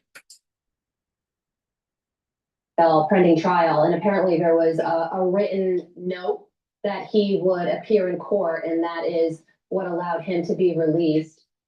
What do you think about that? And should she face consequences as a result of this decision? No one in that picture has situational awareness. They're all on their phone or sleeping. This woman's on the phone. This one's on the phone. This one's on the phone. This one looks like she's sleeping, and I can't tell if she's the one in the very corner is sleeping or watching the phone, probably sleeping. And then it looks like someone is sleeping in the other corner. None of them have situational awareness. None of them. Any of them could have been attacked. But the thing is, it's hard to tell, but it looks like the only white one in this picture was the female that was killed. The rest of them look like they're actually minorities and black. So, white privilege? Is this white privilege right here? But none of them had situational awareness. Get off your fucking phone.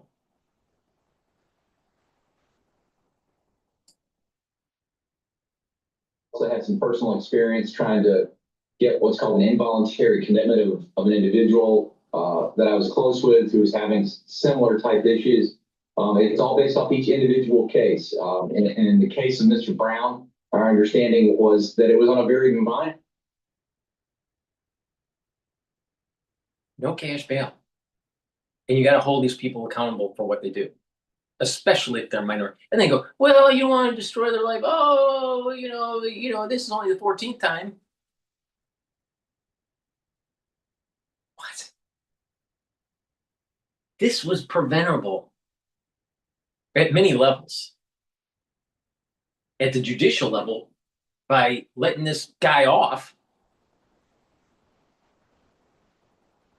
and to roam the streets, the legalization of drugs, the problems with the inner schools, the inner city schools,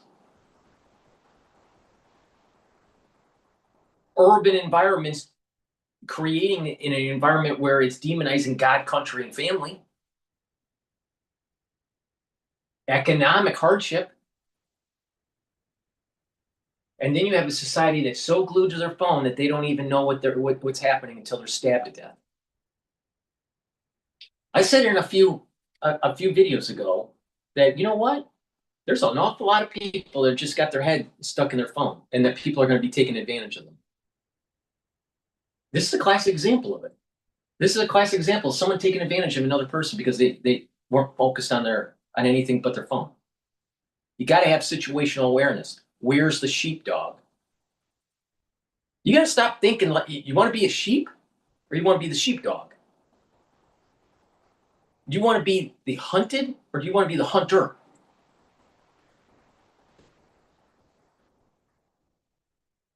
But you take this even further, there's so many, even in a peaceful society, if you just have a lot of people that are just stuck with their phone, their IQ levels are going down.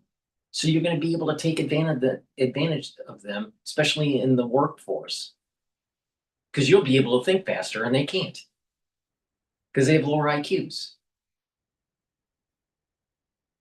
But this is a classic example. So Tim Cook, who's releasing a new iPhone design today, I believe that what it is.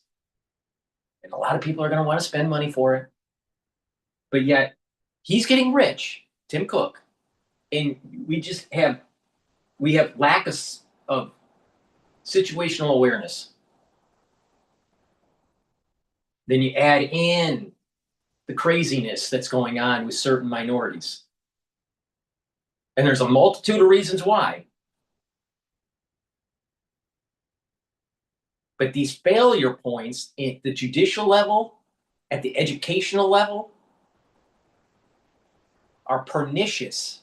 And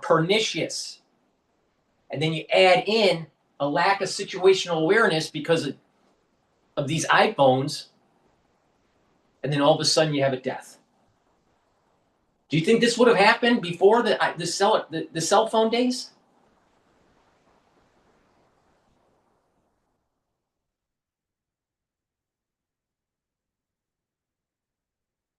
I'm telling you. Do not sit by people like this on the mass transit. They're dangerous.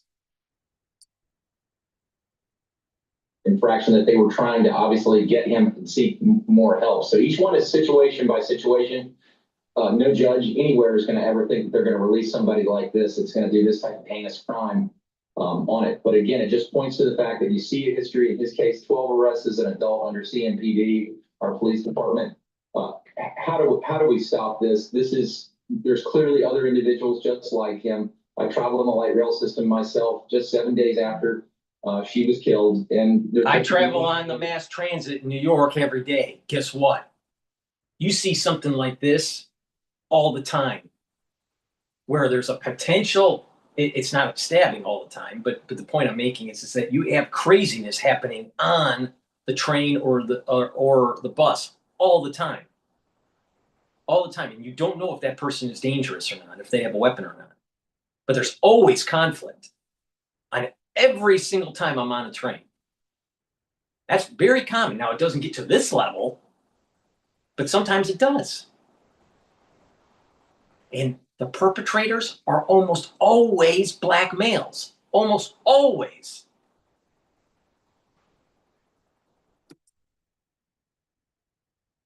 Traveling on our trains that have no business being there. Yeah, council member, a minor infraction at the time of his release, but he had 13 other sentences where he was actually sentenced to jail time. So I think one of the things that could happen is looking at the criminal history as a whole. And I also want to ask you about the mayor of Charlotte. Her initial response was that the suspect suffered a crisis, as if he was the one who suffered and as if this was an isolated incident.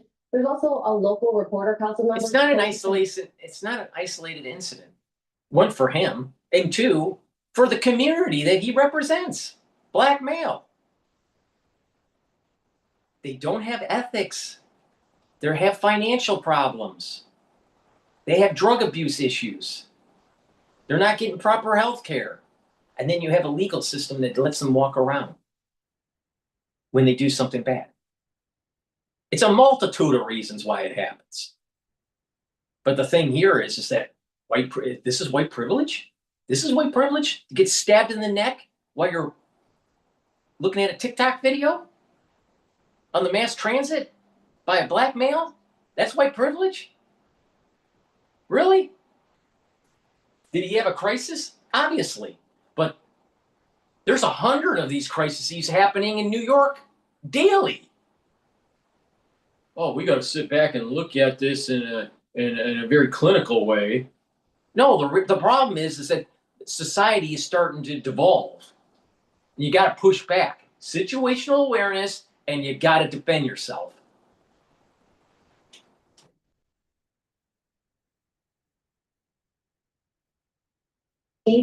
About during a session where you were discussing this case and violence in your city, members took a birthday cake break and ate birthday cake. And one of the tweets said, "Cake time is over. Charlotte City Council is now starting its discussion of the fatal stabbing." Do you think the city council is taking this seriously enough?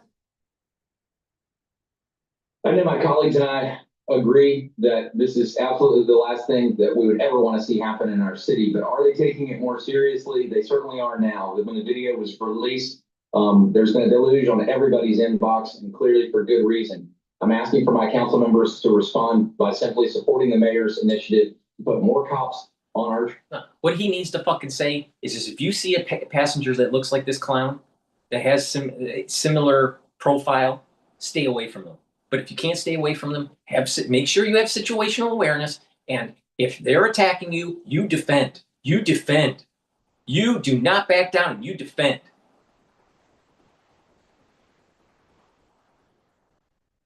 That's what he should be saying. And then secondly, to enforce the fares. Most of your listeners wouldn't know that on the system that we have that's above ground, it's an open platform system. So there's really largely not a lot of enforcement as to who's actually getting on the train. And it's not been something that we've been following through on a consistent basis. So the message is to most riders is that this is a free ride, and it's not. And if you don't pay, you won't ride. We got freeloaders also in the MTA in New York, constantly, jumping the turnstiles and not paying, which is a major problem for the MTA and being able to do maintenance. They have the money for the maintenance, but the reality of the situation is that this is happening in inner cities all the time, and they're crazy. These people are fucking crazy. Have situational awareness, and if you can, stay away from them. Oh, that's not being nice. That's like segregation. No, it's survival.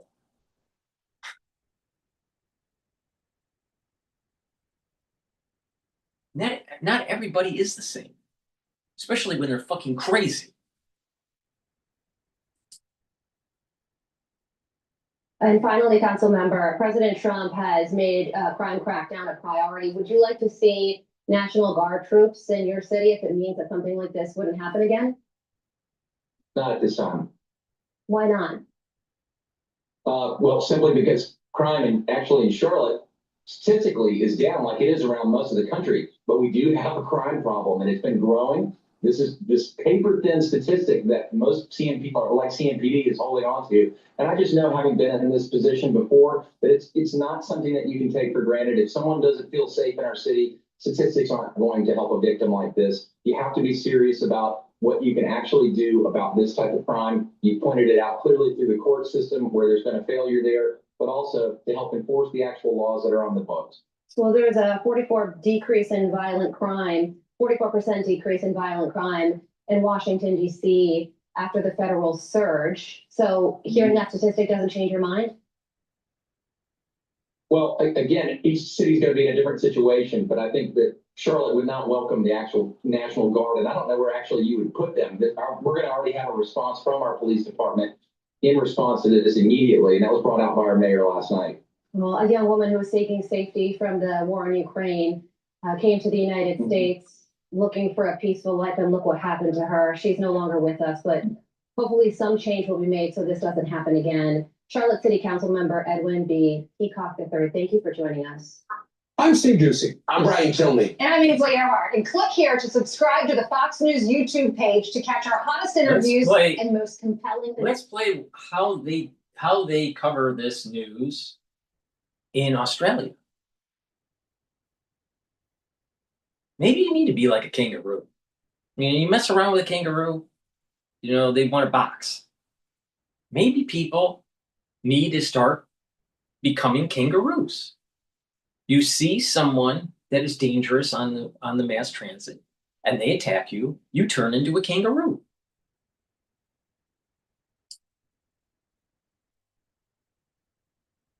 Ready to start eating healthier? Meet Kachava. Kachava is the world's healthiest all-in-one meal shake.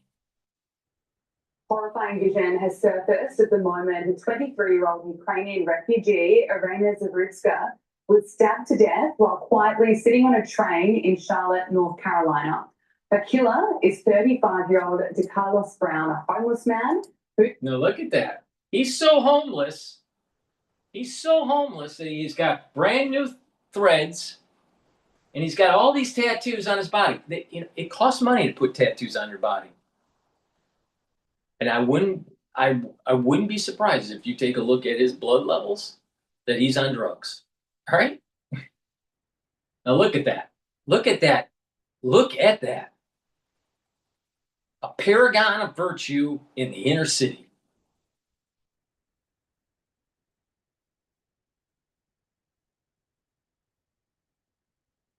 Unfortunately, that whole urban rap culture throughout the last 2 decades has created people like this. Liberalism created people like this. Become a conservative. Become educated. Become a person that wants to make the world a better place. Become a person that has God, country, and family in your ethos. Stop tattooing your body.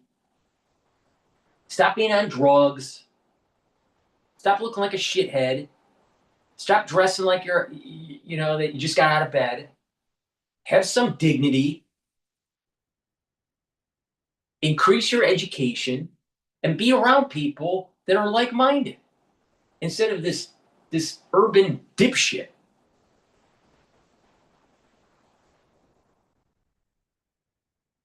Yeah. Those tattoos, they must have been birthmarks.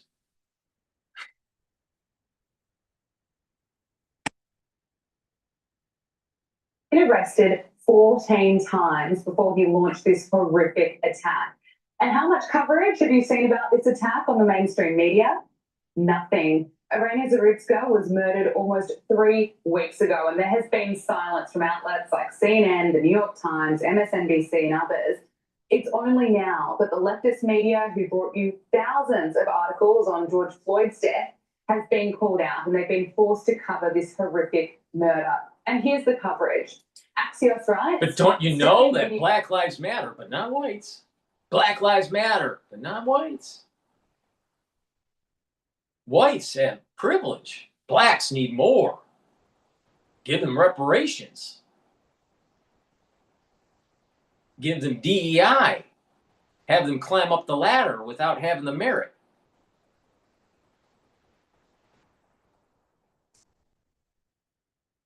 Still celebrating Black History Month? Think about that next year when it comes up. Fuels MAGA's crime message. I mean, what? Let's make this horrific murder about MAGA. And here's CNN labeling the outrage we are seeing as a result of this murder racist. Some of the replies to Musk, some of the comments around this story are baldly racist, stoking fear of African Americans because this man attacked a white woman. The open racism on That is so obvious. The thing is he is black and he did attack and kill a white woman. The problem is that she should have had situational awareness and got her head out of her ass and stopped looking at the iPhone.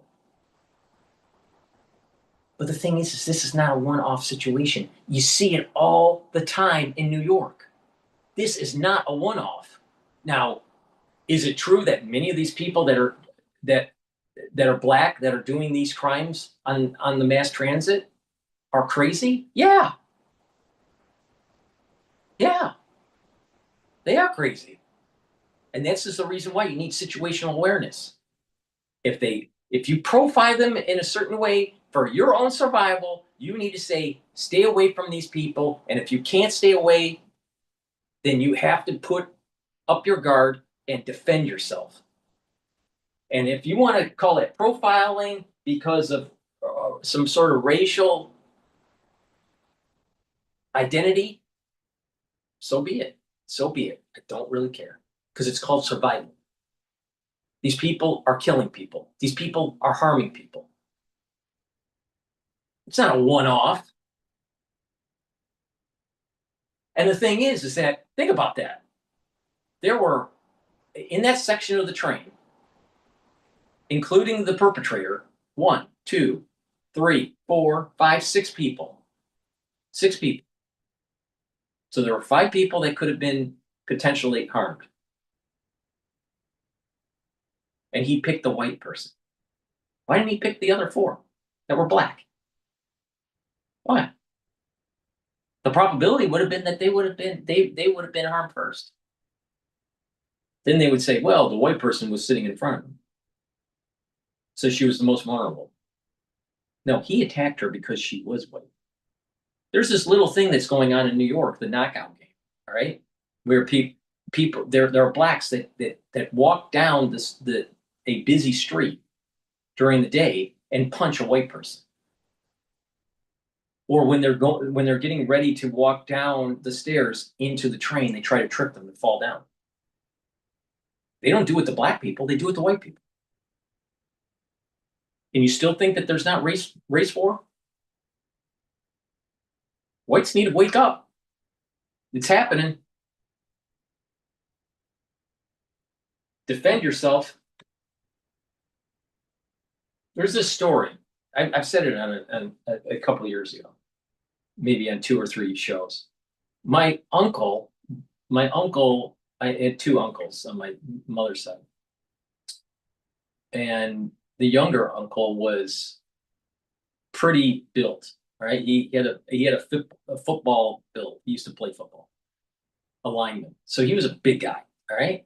And he worked at my uncle's store. They had a hardware store in Detroit. And they would get robbed at times. And my uncle, when the store was robbed, he literally chased the guy down the street into an alley with a baseball bat and beat the shit out of him. That's how you handle stuff. That's how you handle it. And it doesn't happen again. But if you just think that the police are going to handle it, or you just capitulate, they're going to do it again and again and again and again. You got to push back.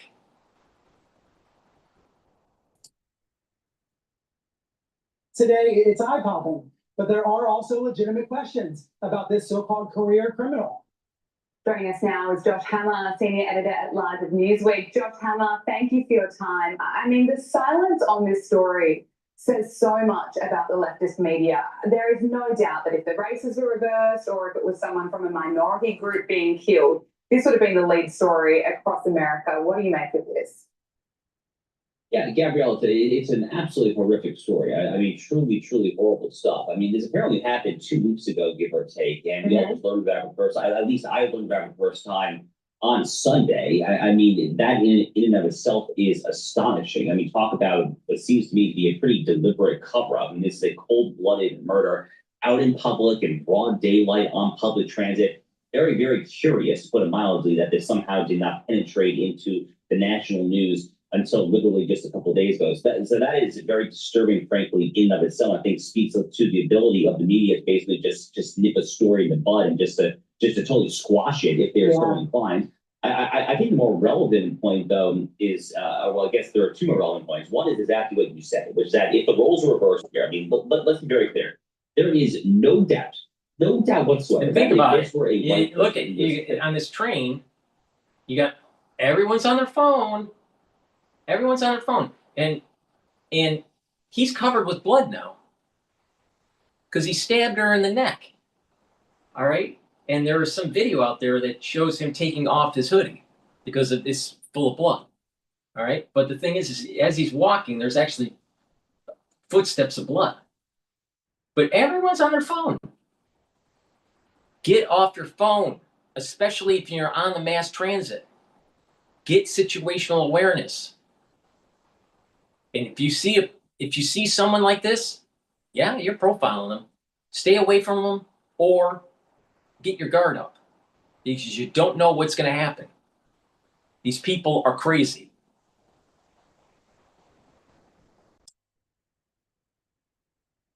A black man or a black woman, even if this story would have gone literally a minute, I mean, not even an hour, like a minute without the national media just completely just making it into, oh, it's Jim Crow all over again there. I'm not trying to downplay it. Obviously, anytime someone's murdered, it's a horrible, horrible story there. Of course. The point is that there is no chance whatsoever, zero negative chance that this story would have lasted 2 whole weeks if the roles were reversed. That says a lot about the media's priorities. I think the other thing to note here is what Brian Stelter of CNN there in the clip that we just saw was talking about, which is immediately they try to politicize this. Immediately they say that, oh my God, it's MAGA Republicans that are overreacting here. No, how about the fact that crime is actually a really, really unpopular thing that Americans really want safe neighborhoods, that they want to be able to get on the It's not just it's unpopular.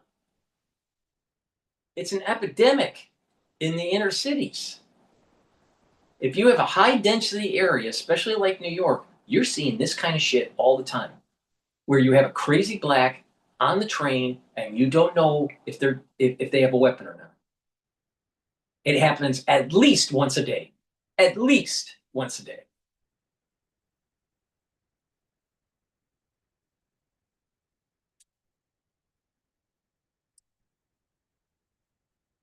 Church, walk the supermarket and not be afraid of someone, whether it's a legal alien or just a homeless person who's been in and out of jail a dozen times with convictions there. They want to know that they can just walk the streets safely. It's really not too much to ask for. And this is one of so many issues, Gabriella, where Donald Trump, I think, has his finger on the pulse of what the American people want. Unfortunately for the corporate media, they are continuing to tilt at windmills. They are wildly unpopular, and stories like this only underscore their drastic unpopularity.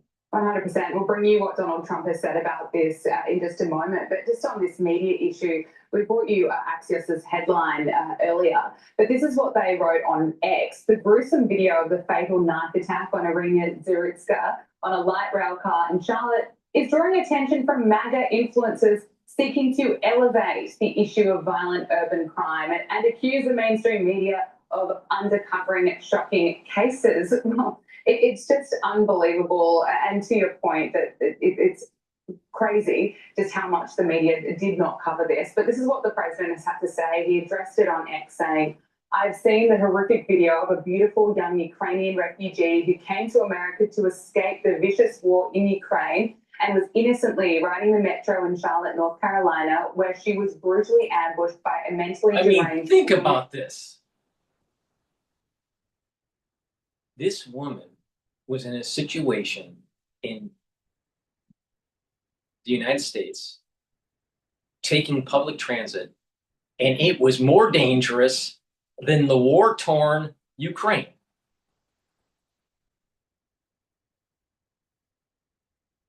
Maybe we have a problem in our inner cities with these black males. Maybe we have a problem with them high on drugs. Maybe we have a problem with them because they don't have God, country, and family. Maybe we have a problem because we have a public school system that's failing. Maybe we have a problem because of the liberal policies that just keep on doling out stuff in these inner cities and not promoting meritocracy. Maybe. Literally, an inner city in the United States is more dangerous than a battlefield in Ukraine.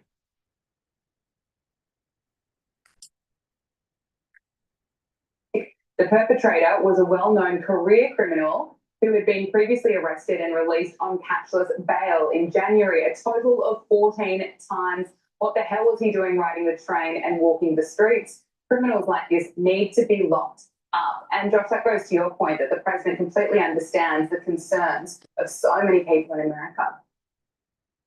Yeah, look, I mean, 14 separate times this person had a rap sheet, over a dozen actual convictions there. I mean, this is the kind of person, DeCarlos Brown, if I have the homeless murderer man's name correctly, I mean, this guy should be in jail for life. I mean, in jail for life, easily. I mean, that should be an absolute no-brainer.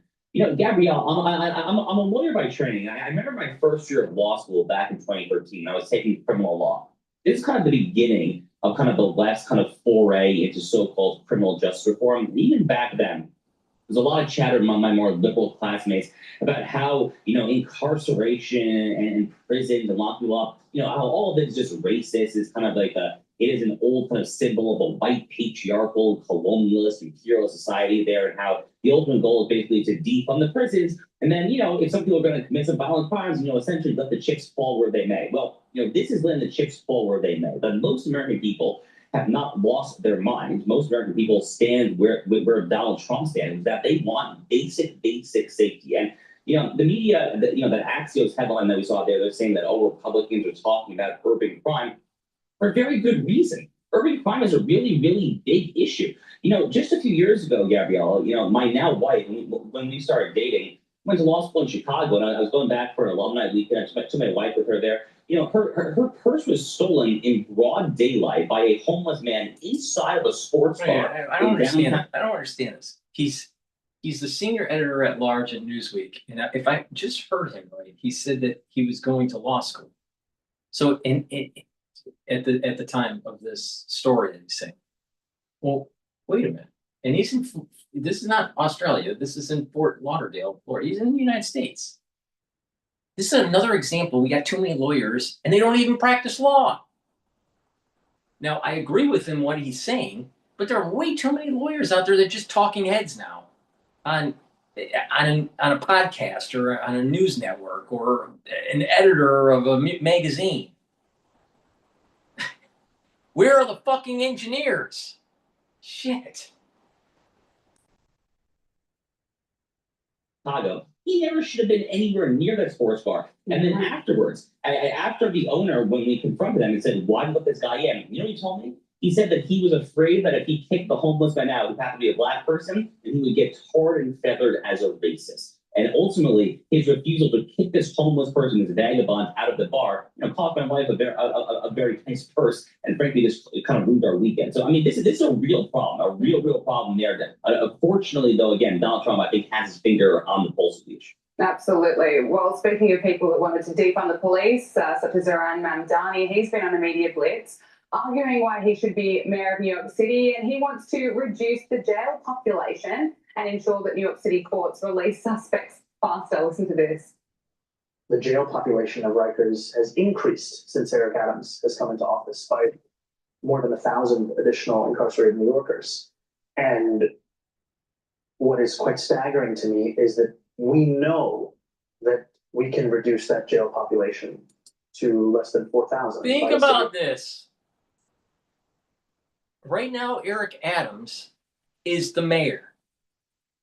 And today, as of September 9th, every day you take the mass transit, especially on the train, you will see one black male at least showing signs of instability and is dangerous, and you don't know if they have a weapon or not. Once a day. And that's right now. That means 365 days. For you, every day when you're on the train, you'll see at least one incident like this. No matter what train you're taking. The F, the 1, 2, 3, A, B, C, doesn't matter. The E, the M, doesn't fucking matter. It doesn't even matter the borough, because it's in all 5 boroughs. Happens all the time, every day. And that's right now. You get this socialistic clown as mayor, and he's going to make it even worse.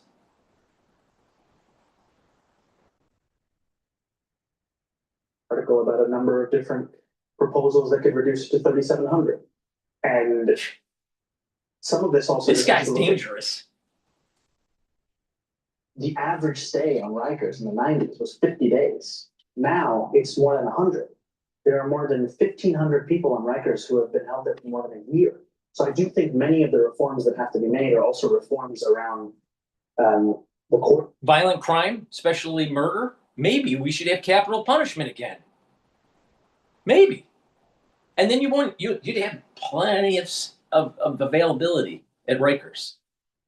Plenty of availability. Start executing. Dottie says this at the same time that Bernie Sanders joined Mamdani in a town hall in Brooklyn over the weekend where they're of course slamming Donald Trump and promising. It's always, a Ukraine refugee gets stabbed by a black man on mass transit in Charlotte, and it's Trump's fault. It must be Orange Man bad. It must be Trump's fault. Must be. Has to be. Isn't everything Trump's fault? I'll tell you, Mamdani is going to screw up New York even more than where it's at right now. Literally, it'll turn into Escape from New York, if you remember the movie. It will turn into a complete hellhole. Final weeks of New York City's mayor race. Now, Zoran Mamdani, as I say, has been on a media blitz. He also sat down for an interview with CBS, The Point, with Marsha Kramer, where he insists that we shouldn't be judging him on his past comments and his track record because he's actually a transformed man. Listen to this. Many of my opponents, chiefly Andrew Cuomo, would prefer to debate a mythical version of myself than the person that I actually am. They prefer to focus on tweets from 2020 as opposed to the platform of 2025. Just the platform of 2025 is a living hellhole. He wants to have the ones that are in prison running the streets. He wants to give you cheaper groceries at a controlled government grocery store. That sounds like the Soviet Union. He wants to freeze rents. Well, how do you improve the property? Isn't that taking away the property rights of the landlord? This guy's a socialist. He's a socialist. But the young, that are stupid, the young that aren't experienced, will vote for him. They're going to vote for him. And there's a high probability that he's going to win because you got Adams on the ticket, you got Silvio on the ticket, and you have Cuomo. And it's going to be a split ticket, and he's going to get in, and he'll be the accidental mayor. The accidental mayor that was brought in because there wasn't a consolidation of the candidates to fight against socialism. Because egoism is more important than fighting socialism, according to Cuomo, Adams, and Silvio. But egoism is more important. None of them can win against him when there's a split ticket. Cuomo is maybe could win if one of the others drops out. So he's going to be the accidental candidate to running as mayor, just like we had the accidental president called Bill Clinton because of Ross Perot.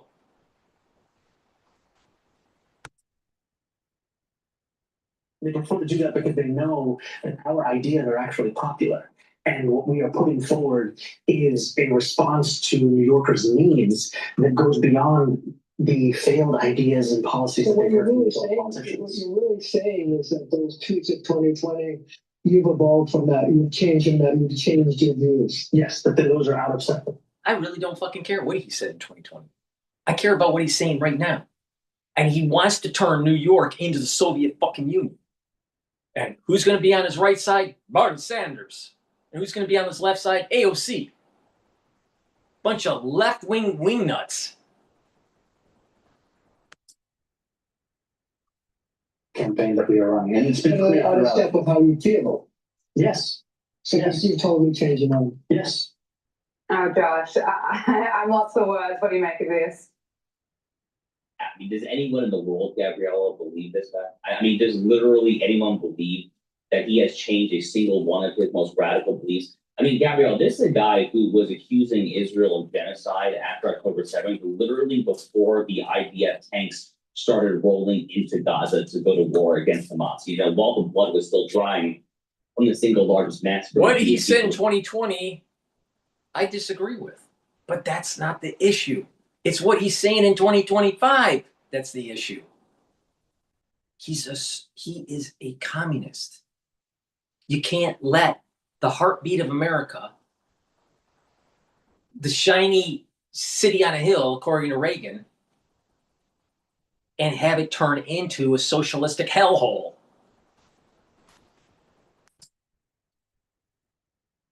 World War II, he was accusing Israel of genocide.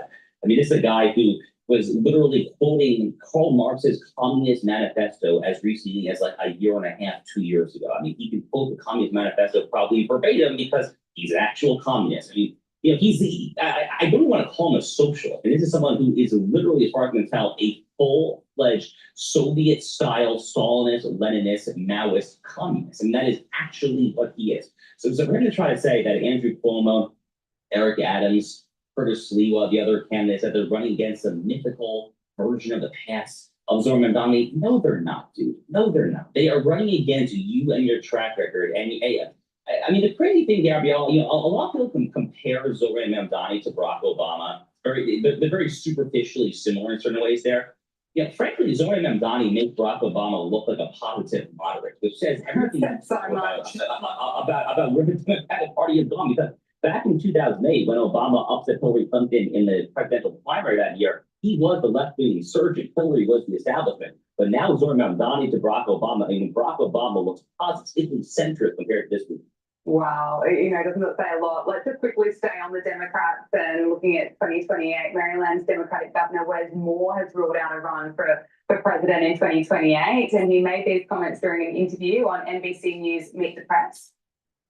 You have not announced you're running for re-election. If you do you commit to serve a full term? Yes, I'm going to be serving a full term. I'm excited about re-election. I'm excited about what I'm going to be able to do for the people of Maryland. All right. Please go to my store, the-studio-reykjavik.com, and get the Gladiator Barley. You know why? Because you're going to need to build muscle. Because all these inner cities are going to turn into socialistic hellholes, and you got to be worried about if you're going to get stabbed in the neck by crazy passengers. So build some muscle. Get the Gladiator Barley. Do some resistance training.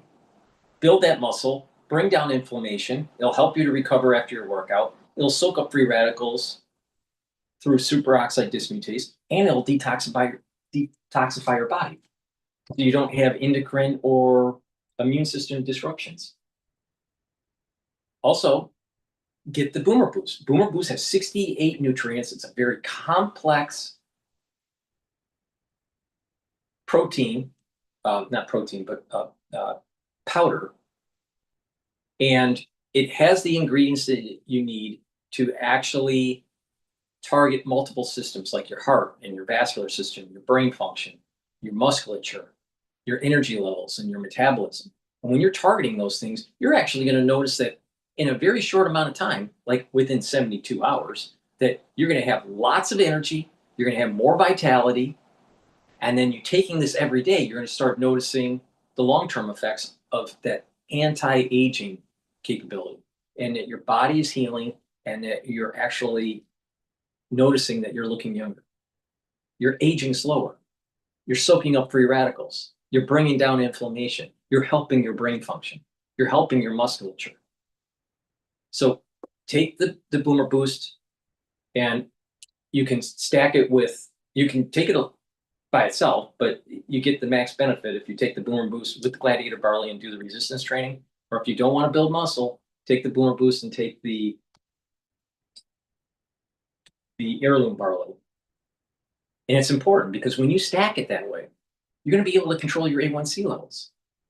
And therefore, you're mitigating diabetes. You're being able to control your blood glucose levels. There are many people that have type 2 diabetes in the United States. And most of them, you can reverse. Most of it is because of lifestyle. Now, there are also many people that are pre-diabetic. Well, you better start controlling. You better start losing some weight. Better take the right supplements. Get some muscle. Right? Move around. Watch what you're eating. Drink filtered water. Stay away from processed foods and sugary substances. And you'll get healthy. You'll have less inflammation. Most of these problems are because of lifestyle. So please go to my store, the-studio-reykjavik.com, and get the Boomer Boost. It has a very comprehensive powder that has many ingredients, 68. Read the label. It's very good stuff. And mix it with high density protein. This is high quality barley. You can't get this like at, let's say, Whole Foods, the barley at Whole Foods. This is an heirloom barley. It's very, very nutritious, all right? The nutritional level on this is extremely high. So take them together, and guess what? You're going to be detoxifying your body every day. And that means that you're helping with your immune system and your endocrine system. And voila, when that happens, don't be surprised that you're actually healthy. Now, NAD plus and ubiquinol is a stack that you should be doing for your protecting your neurons. NAD plus is a supplement that will boost up your energy levels, help increase.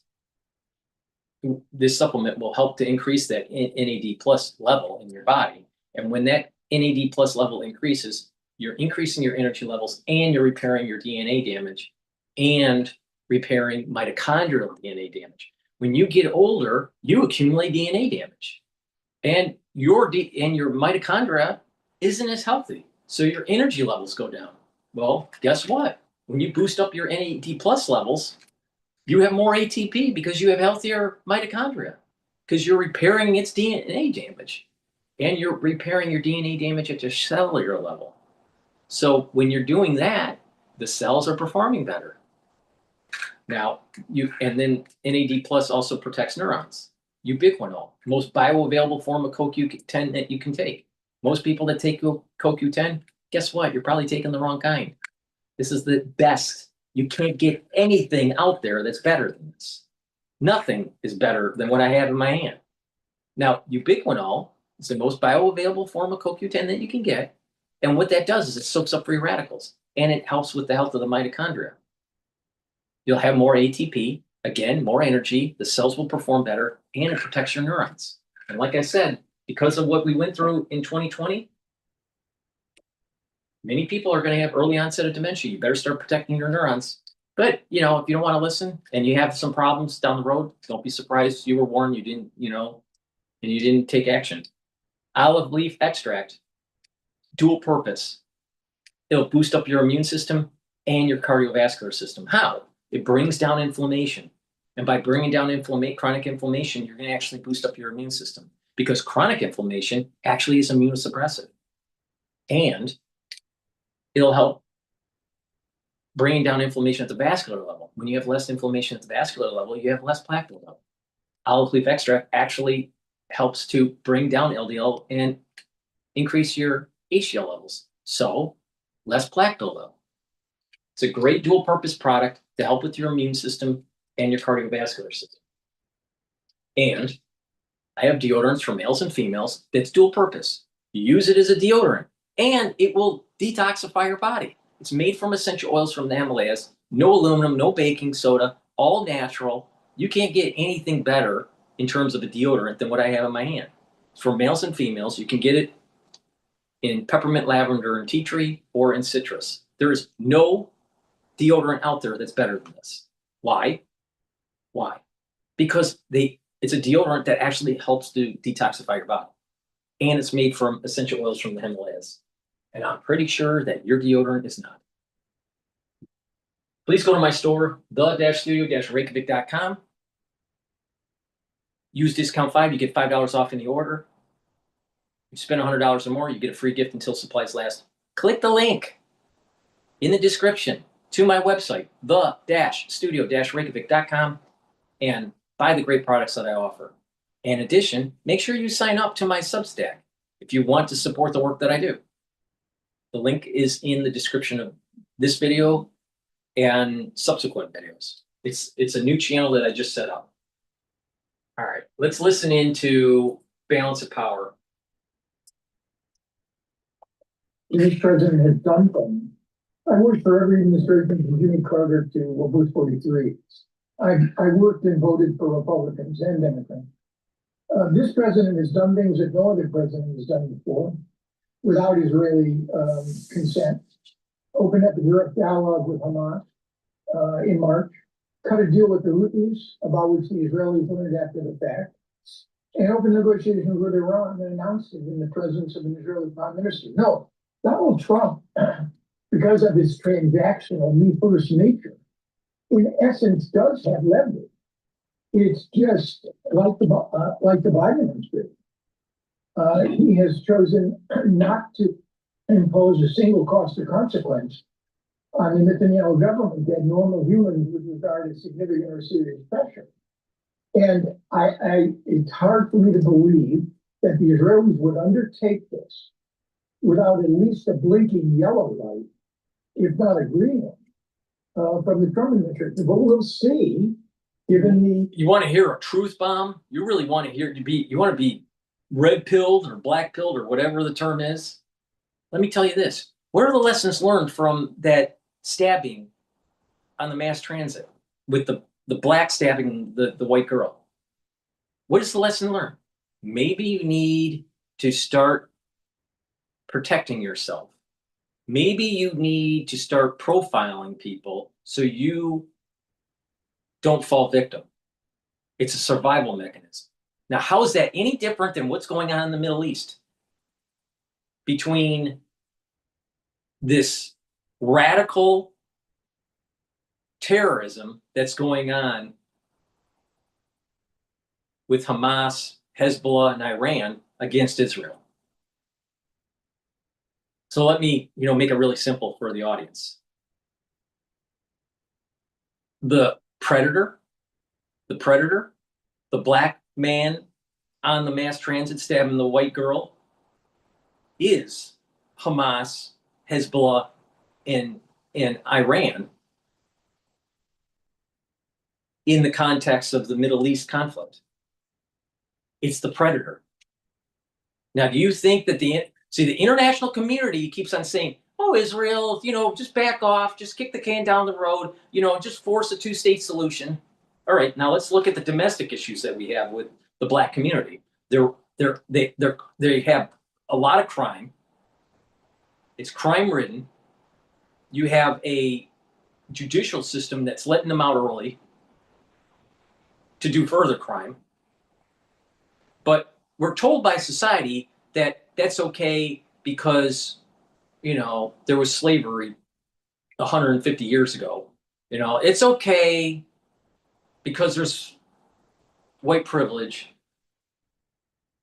So what it is there's a demonization. It's dividing society between the oppressors and the oppressed, instead of just looking at it in a meritocracy point of view. It's the same problem. It's the same problem. So if you let the liberals that run the inner city run the Middle East, don't be surprised that what you have is the same problems in the Middle East. You have liberals that are pushing a certain agenda where it's demonizing actually productive parts of society and trying to make them feel as though they are an oppressor. And they're trying to elevate individuals and call them, you're oppressed. And that you need, further social benefits to equalize the situation. But does it make the society any better? Doesn't look like it. You look at today, the way the blacks are dressing compared to, let's say, 1940s. Blacks dress better in the 1940s than today. Why do they look like urban shitheads? They have more rights, more opportunity ever in American history, but yet they're the worst generation. They are the worst generation for their ethnic group today. So what do? Stop the oppressor and oppressed stuff. So this guy from Michigan, from the University of Michigan, whatever his name, that used to work in I think at the State Department. But the thing is that, Netanyahu must be a bad guy. Jewish privilege. It must be. Try living in that area and then start realizing, you know what? You got the same problem as you have in the urban area in the United States. You have some people that are out of control. And in this case, in the Middle East, the ones that are out of control, Hamas, Hezbollah, and Iran. And when I say Iran, I'm not talking about the secular people. I'm talking about the theocracy. It's the same problem. Has now acquired something that no Israeli has ever acquired since the creation of the state in 1948. And that is, the fancy term for it is escalation dominance. Israel can determine the pace, the intensity, the focus of their military activities with all of their adversaries, with Iran, with Hamas, with Hezbollah. Houthis provide somewhat of an exception. Israel can escalate in ways that none of their adversaries can. And what you're seeing play out now, remember 2 weeks ago, Israelis struck Sana'a and may have killed a majority of the Houthi cabinet. They killed Ibrahim Haniyeh at a IRGC guest house in Tehran in 2024. They've eliminated most of the Hezbollah. Get to the point. Including Hassan Nasrallah. And they killed most of the senior. It's better to have spectral dominance. I mean, think about it. Didn't I say, have situational awareness on your mass transit? If you don't have situational awareness, how are you going to protect yourself? And if you have dominance over the predator, then the predator is going to back off. Well, guess what? What's wrong with Israel having spectral dominance with this? What's wrong with that? They are in the jungle. They're in the desert. They're in a desert version of an urban jungle. But we're supposed to assume that people of privilege must be always at fault. That if you're white, or if you're not black, if you're not Islamic, then you must be at fault. And this is what they're teaching in schools with the oppressor and the oppressed. This is what they're teaching with DEI programs. So to think that there is a difference between what's going on in the Middle East and what's going on in urban America, You better wake up. It's the same thing. It's exactly the same thing. Please go to my store, the-studio-reykjavik.com, and get the ashwagandha root. This will bring down cortisol levels and your blood glucose levels. And by doing that, you're helping with controlling your sugar. You're bringing down stress. If you have chronic levels of cortisol, it's immunosuppressive. So you're boosting up your immune system. You're helping your cardiovascular system because you're reducing the stress at the vascular level. Lignans brings down inflammation. It helps with your immune system and your endocrine system. It soaks up free radicals, super important for the immune system and your cardiovascular health. And turmeric. The turmeric is going to soak up free radicals and bring down inflammation, bring down those pro-inflammatory cytokines. So it's helping with the vascular system and your immune system. You're going to need these for the fall and the winter. Trust me. Trust me. Something's coming. And you're going to need these to bring down inflammation. You're going to have to bring down those cytokines. And you need to boost up your immune system. Because in the fall and the winter, you might have something that happens that actually dysregulates CD4. So maybe you should be paying attention. Please go to my store, the-studio-reykjavik.com, get the turmeric, get the lignans, and get the ashwagandha root. Stack them together. You do this every day, it's going to improve your immune system and your cardiovascular system. And it's bringing down inflammation. And when you're bringing down inflammation, you're going to be slowing down the aging process. But this will also help you in the fall and the winter. Listen, wake up. Wake up. Write this down. The fall and the winter. Turmeric, lignans, and ashwagandha. Wake up.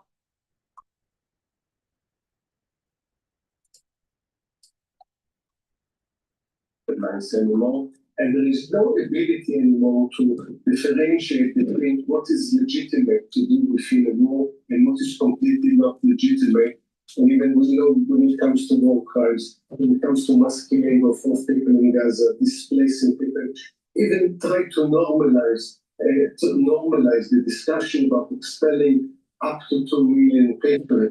And we see also in the West Bank with the destruction of Refugee and of demolishing houses, uprooting trees. So all of this, altogether, it shows that this government lost any breaks. Now, we know that most of the Israeli population, the voters, want new election, but the elections are not due until October unless something is happening. And at the same time, Netanyahu is trying to postpone election because he's probably losing.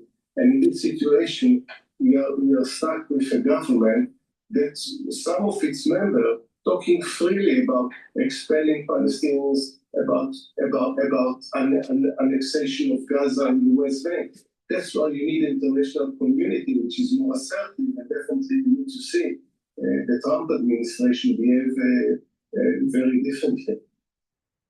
Yossi Meckelberg in London. Thank you very much for being with us this hour. Sultan Barakat Narhan Kamala, thank you for being in the studio. I know you had to scramble and get here quickly. We really appreciate your time. We'll speak to you again. Now, it is just past 16 GMT, 7 p.m. here in Doha. We're following breaking news. The Israeli military has carried out airstrikes on Hamas leadership here in the Qatari capital. Loud explosions could be heard. Plumes of smoke were seen rising. The Hamas delegation had gathered to discuss the latest ceasefire proposal from the United States. The group says all members survived the attack. A U.S. official has told Al Jazeera that You take my business anywhere I want.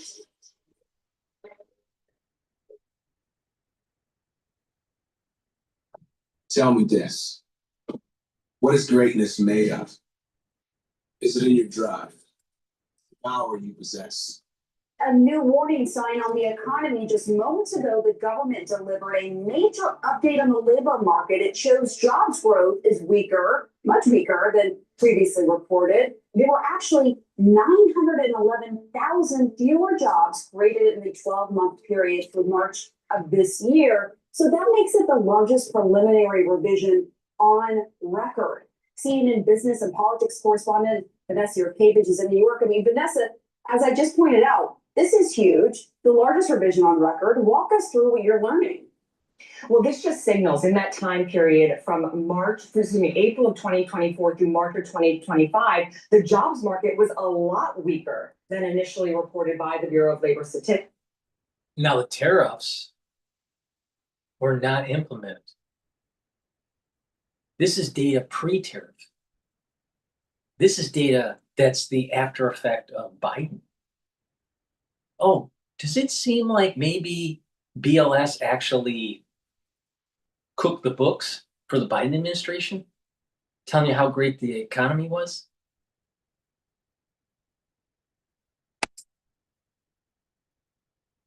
So 911,000 fewer jobs added over that time period. And when you average it out over those 12 months, you get a revision, a downward revision of an average of 76,000 jobs. Now, this is a report that comes out every single year. It is April 2024 to March 2025.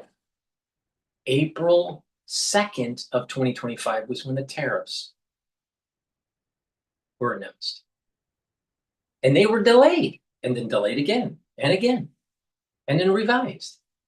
But the point here is that this job revision has nothing to do with Trump. Nothing to do with Trump.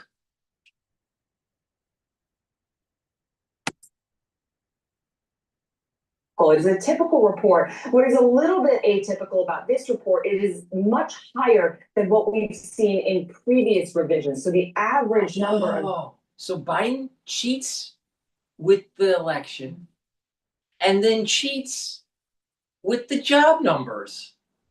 Now, what party was Biden on?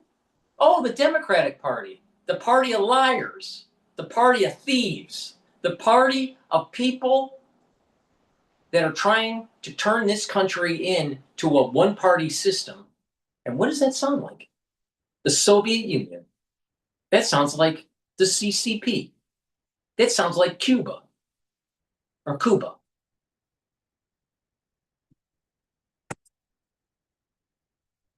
Jobs revised down is a lot greater. Now, it's important to note that this time period that we're looking at, most of these months were under the Biden administration. Just 3 months of this report was under the Trump administration. But in terms of what it's telling us about the economy, it's pointing to key sectors that are seeing downwards revisions in the number of jobs added. Sectors like trade, transportation, utilities, down about 226,000 jobs. And then you have leisure and hospitality and professional business services, also with triple digit losses in terms of jobs that we thought were there, but are not there. This is what I'll tell you why it happened. Inflation under the Biden administration, pre-tariff. And why did that happen? Because the Biden administration just kept on doling out money that we didn't have, that we didn't need. The Biden administration, with its Treasury Department, not paying attention to the inflation data. Remember Janet Yellen saying it's transitory? You're still feeling it. All right? Remember Jay Powell at the Federal Reserve? Inflation, transitory. So as real inflation went up, people stopped buying. People start cutting back. Jobs were not as plentiful.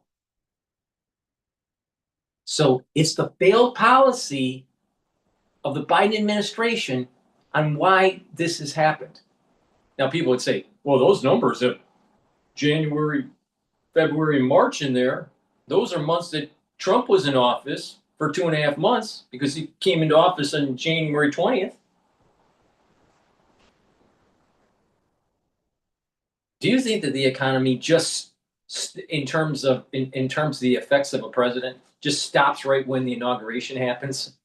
Or does it kind of blend into the first few months of the next administration? There's no real delineation for an economy, especially job market. between one president and another, especially that first 3 or 4 months.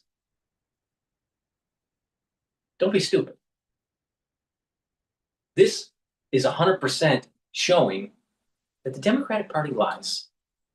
And they use the system, the deep state, or whatever term you want to use, to lie about how the economy really was. Now think about it. Let's say Biden, let this happen, and let's say Harris won. All right? Then there would be a case to say, you lied to the American public, BLS, saying the economy was better, and people believed you and voted for Harris. That could have happened. That could have happened. But it didn't, because there were more common sense voters out there that voted for Trump. But if it wasn't a Trump candidate, most likely the Democrats would have gotten away with this.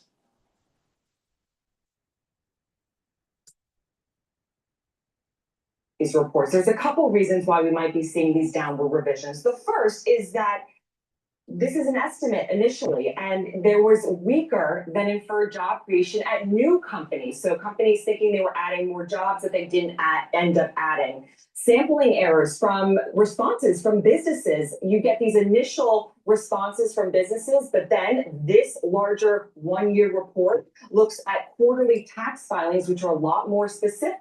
What is the probability that it's just a sampling issue, or it's just accidental while it was under Biden's watch? Brain dead Biden and whoever was running the White House at the time and running the auto pen. What is the probability that it was nefarious? What is the probability that it was cooked on purpose? The probability is quite high.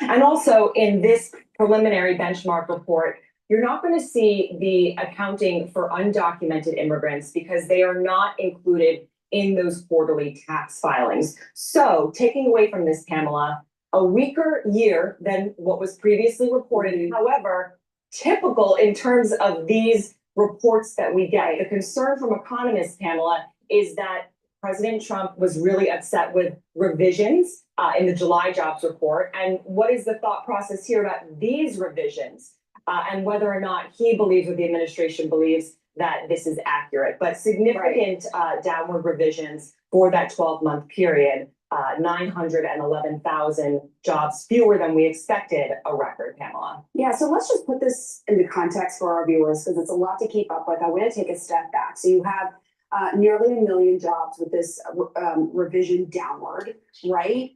There is an acting commissioner right now with BLS who is a career civil servant. Back in July, President Trump fired the BLS commissioner, saying without evidence that she manipulated the data, when at that time she had revised it down to 250,000 jobs. If you would, put this in perspective, how this fits into the labor market data that we got on Friday and what this means. Well, what this does is this is looking at data and the jobs well before what we've seen over the summer. So this is backwards looking, but it is significant because it does show that revisions are such a big part of the Bureau of Labor Statistics reporting. They do the best they can with the initial survey data that businesses give them about how many jobs they're adding. But ultimately, this is a preliminary revision. And then, Pamela, in February of next year, we get a final revision looking at this time period. So as you can see, revisions are a big part of the labor market. The concern is from some economists and from the administration is, does it really paint an accurate picture in the beginning if it's changing so much over time? There's a lot of reasons why these numbers start to change over the course of a year. The BLS gets more data, they get more information that better paints the picture.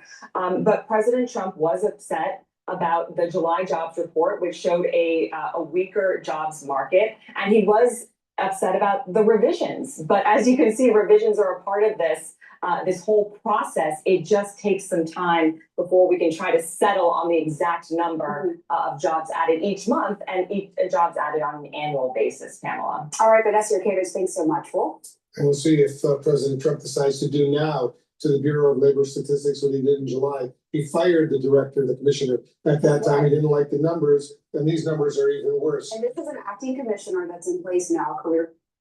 Isn't it ironic that CNN is talking about revisionist numbers and how it's going to be that Trump is going to be trying to affect on how it's being published? Meanwhile, what about those fake reports that took place during Desert Storm? Remember, you had that CNN reporter in Israel talking about these bombs that were coming over from Saddam Hussein, and they faked it all in a studio. Remember that? All right. Please go to my store, the-studio-reykjavik.com, and get the zeolite. Zeolite will remove heavy metals, toxins, and chemicals. It'll allow you to urinate them out within 6 to 8 hours. Take it every day. Take 3 small drops underneath your tongue and drink filtered water. If you want a heavier detox, take 10 small drops underneath your tongue, drink the filtered water, and do that every day until the bottle's done. Do that once or twice a year. But I think taking 3 small drops every day and do that throughout the year is a better way to do it. Breaking news that Apple is about to unveil its new lineup of iPhones and watches. All right. Heirloom barley. Heirloom barley will detoxify your body, bring down inflammation, and soak up free radicals with superoxide dismutase. This is a powder. It's a high density protein, very nutritious. Now, take it every day, mix it with soft foods, filtered water, a smoothie, or even with milk, but take it every day. And the benefit here is you're detoxifying your body, bringing down that inflammation, you're soaking up free radicals. And again, when you bring down inflammation, you're helping your brain function, you're helping your vascular system, you're helping your immune system, you're helping your endocrine system, you're helping with joint health, and you're recovering quicker after a workout. So this is a great detox stack, the zeolite and the barley. So please go to my store, the-studio-reykjavik.com. Use discount 5, you get $5 off any order. If you spend $100 or more, you get a free gift until supplies last. All right, now we're going to be talking about the Epstein files as a hoax by Trump. Trying to make sense of it.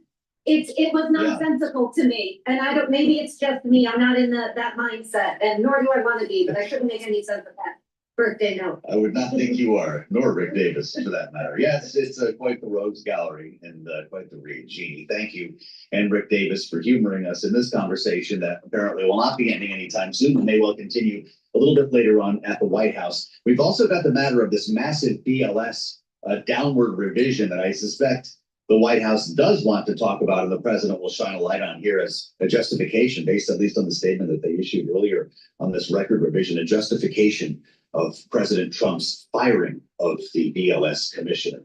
Rick Davis and Jeannie Shanzano, Bloomberg Politics contributors, will be back in hour 2. We've got a couple. All right, let's see here.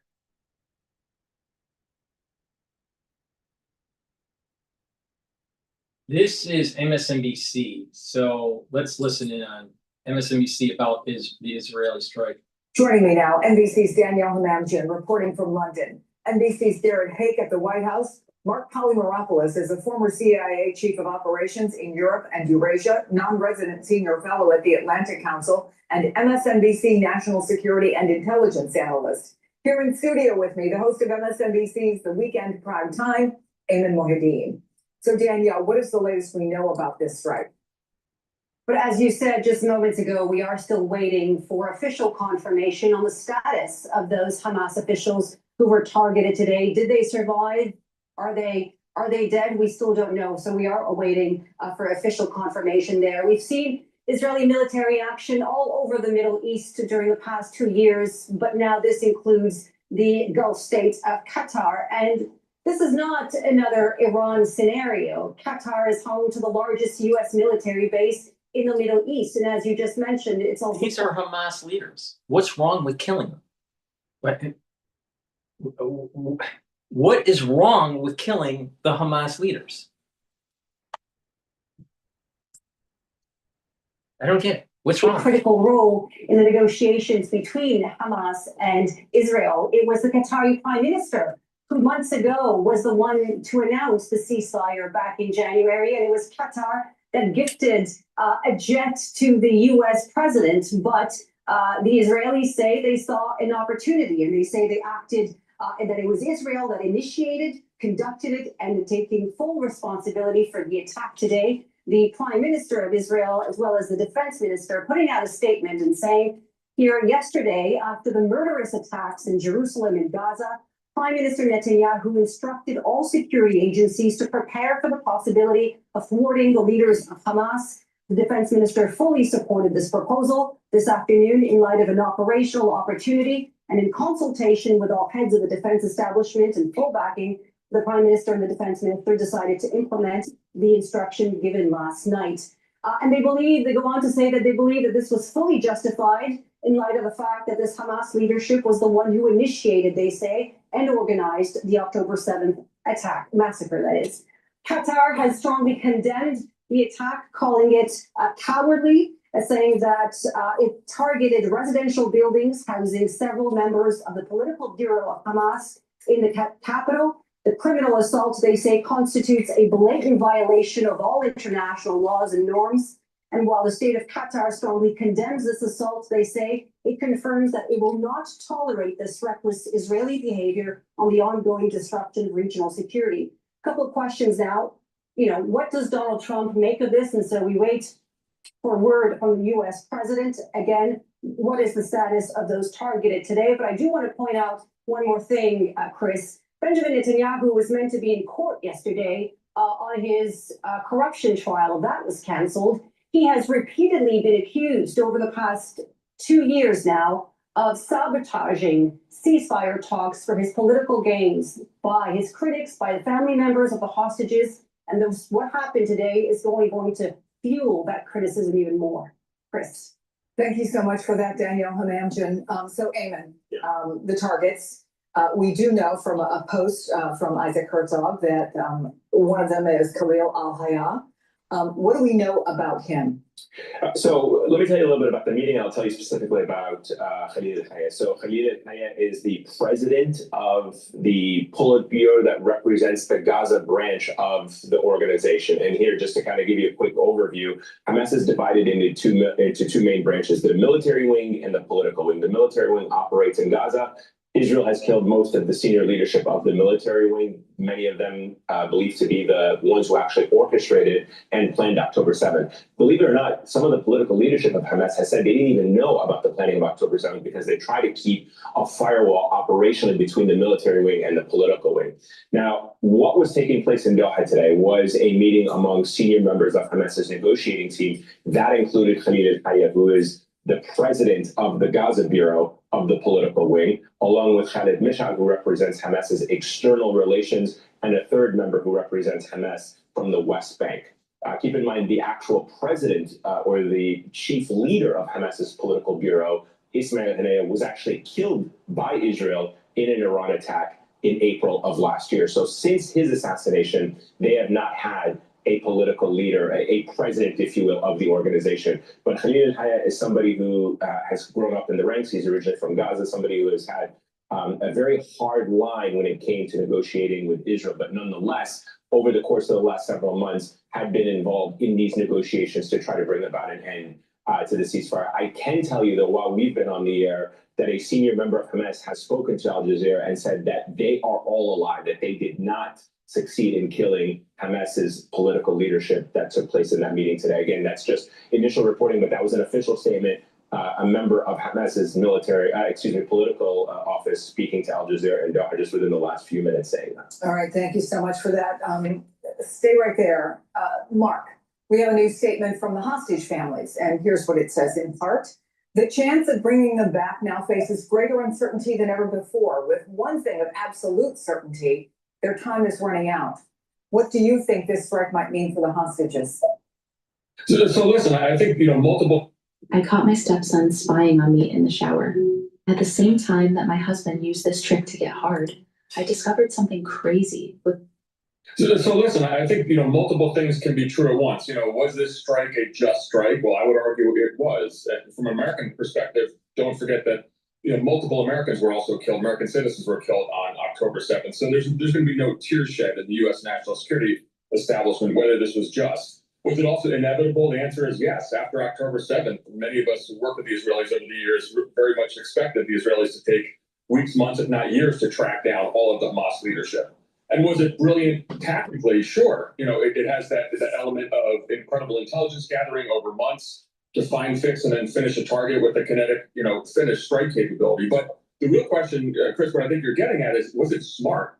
And, for the Israeli hostage families, and frankly, majority of Israelis who think getting the hostages out is the most important, part of what the government should be doing. I think there's going to be a lot of questions here because, I don't see how if you're a family member of one of the hostages or the Israeli public, who of course is desperate to get their 20 remaining live hostages home, how this is going to hasten that. And in fact, the real question, Israelis are very direct on this, is, would this be actually a death knell for the hostages? So big questions. We can kind of understand that why the Israelis would have wanted to do this at some point. I'm just not sure this was the right point when, again, the hostages, from the Israeli standpoint, are the most important element of the current negotiations.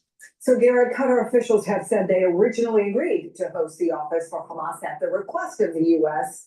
Does this attack complicate the relationship? Does it complicate the negotiations? Is there any official reaction yet out of the White House?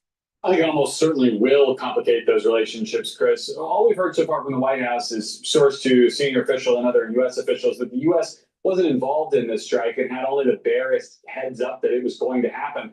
The president's in a tough spot here. He's positioned the U.S. as kind of the foremost global defender of Israel and supporter of their efforts in Gaza. He's also had one of the warmest relationships of any modern president with the state of Qatar as the second country he visited as president, as part of that big foreign trip, really embracing the Qatari leadership and the role that they have taken to try to bring that war to a close. The president has also invested significant political capital in trying to bring the remaining hostages home. Who the U.S. can even negotiate going forward if this strike was successful becomes a lot more complicated and could deepen the president's frustration with Prime Minister Netanyahu, which has been reported a little bit on the edges here, that the U.S. is kind of on the outside looking in as this conflict just gets more and more complicated. So, Mark, the spokesperson, thank you for that, Garrett. The spokesperson for Qatar's foreign ministry says security forces, civil defense, and relevant authorities immediately began addressing the incident and taking necessary measures to contain its repercussions and ensure the safety of the residents and surrounding areas. What does that mean? What does that look like? Well, I don't think there's much to be said for that, really, in substance. I mean, the Qataris are going to have to protest loudly on this, and I think there is some humiliation for them, not only internationally but also for their public. But I expect this is just a one-off from the Israelis. Look, but there are also other concerns. There's a significant, of course, U.S. presence there, the U.S. embassy, a major U.S. air base. And so I think the Qataris and other Arab states will be very cognizant of potential repercussions if Hamas were to take action for this. The Qataris, I think, will get over this. They're going to be very upset about it. You're going to see a lot of condemnation. But again, it goes back to the fact is the Qataris were playing a role in the negotiations. They have decided to suspend their efforts. And as just was noted, I don't know who anyone actually negotiates with now if the Hamas team was taken out. Once again, the Gaza war is not over and the hostages remain. So we're kind of in a period in which there actually is no forward movement in any way on ending this war at this point.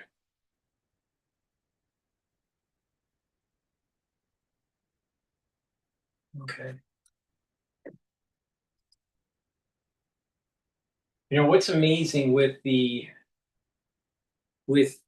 YouTube and the ads that they they embed into the, into the videos. If someone is more conservative, they're not making ads for conservative people. They're making ads for like a very uncouth society, right?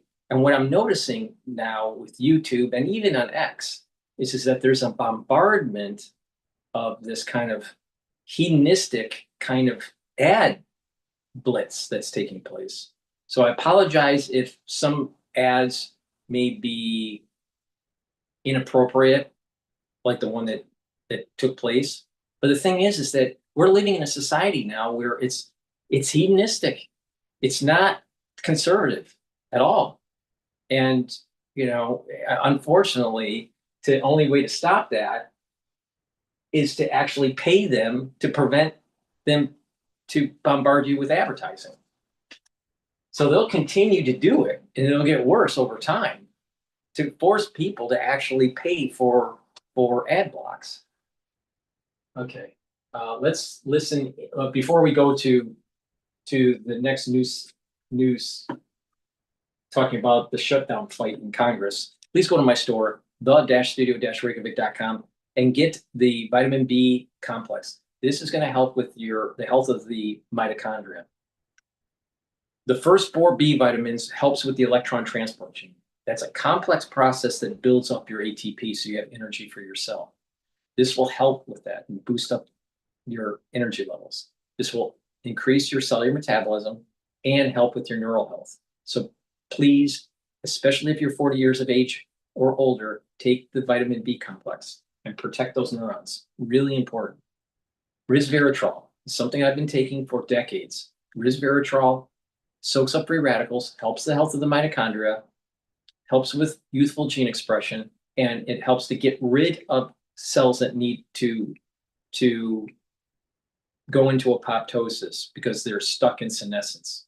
So cells divide up to a certain point, and then the telomere lengths get short. And then the cell gets signals to either die off or just to stay there. If it just stays there and stops dividing, it's in senescence. Well, when cells are in senescence, they have short telomeres. There's mutations because of the multiple divisions. And there's a buildup of garbage. Lipofuscin. It's called lipofuscin. So it builds up this lipofuscin, and the cells just don't perform as well. So if you have a lot of these in your tissues, the tissues don't perform as well. So you want to get rid of those senescent cells, and this helps to do that. And over time, what will happen is that in tissues that have adult stem cells, it's producing new cells from the progenitor cells. And so the telomere lengths are going to be longer because it's coming from a stem cell, an adult stem cell. So it's important to take as part of a anti-aging protocol to increase your vitality and longevity. This stacks really well with C60, clarity factor, ubiquinol, NAD+, vitamin B complex. This is a great supplement, and you get the most out of it when you stack it with something, all right? Especially C60.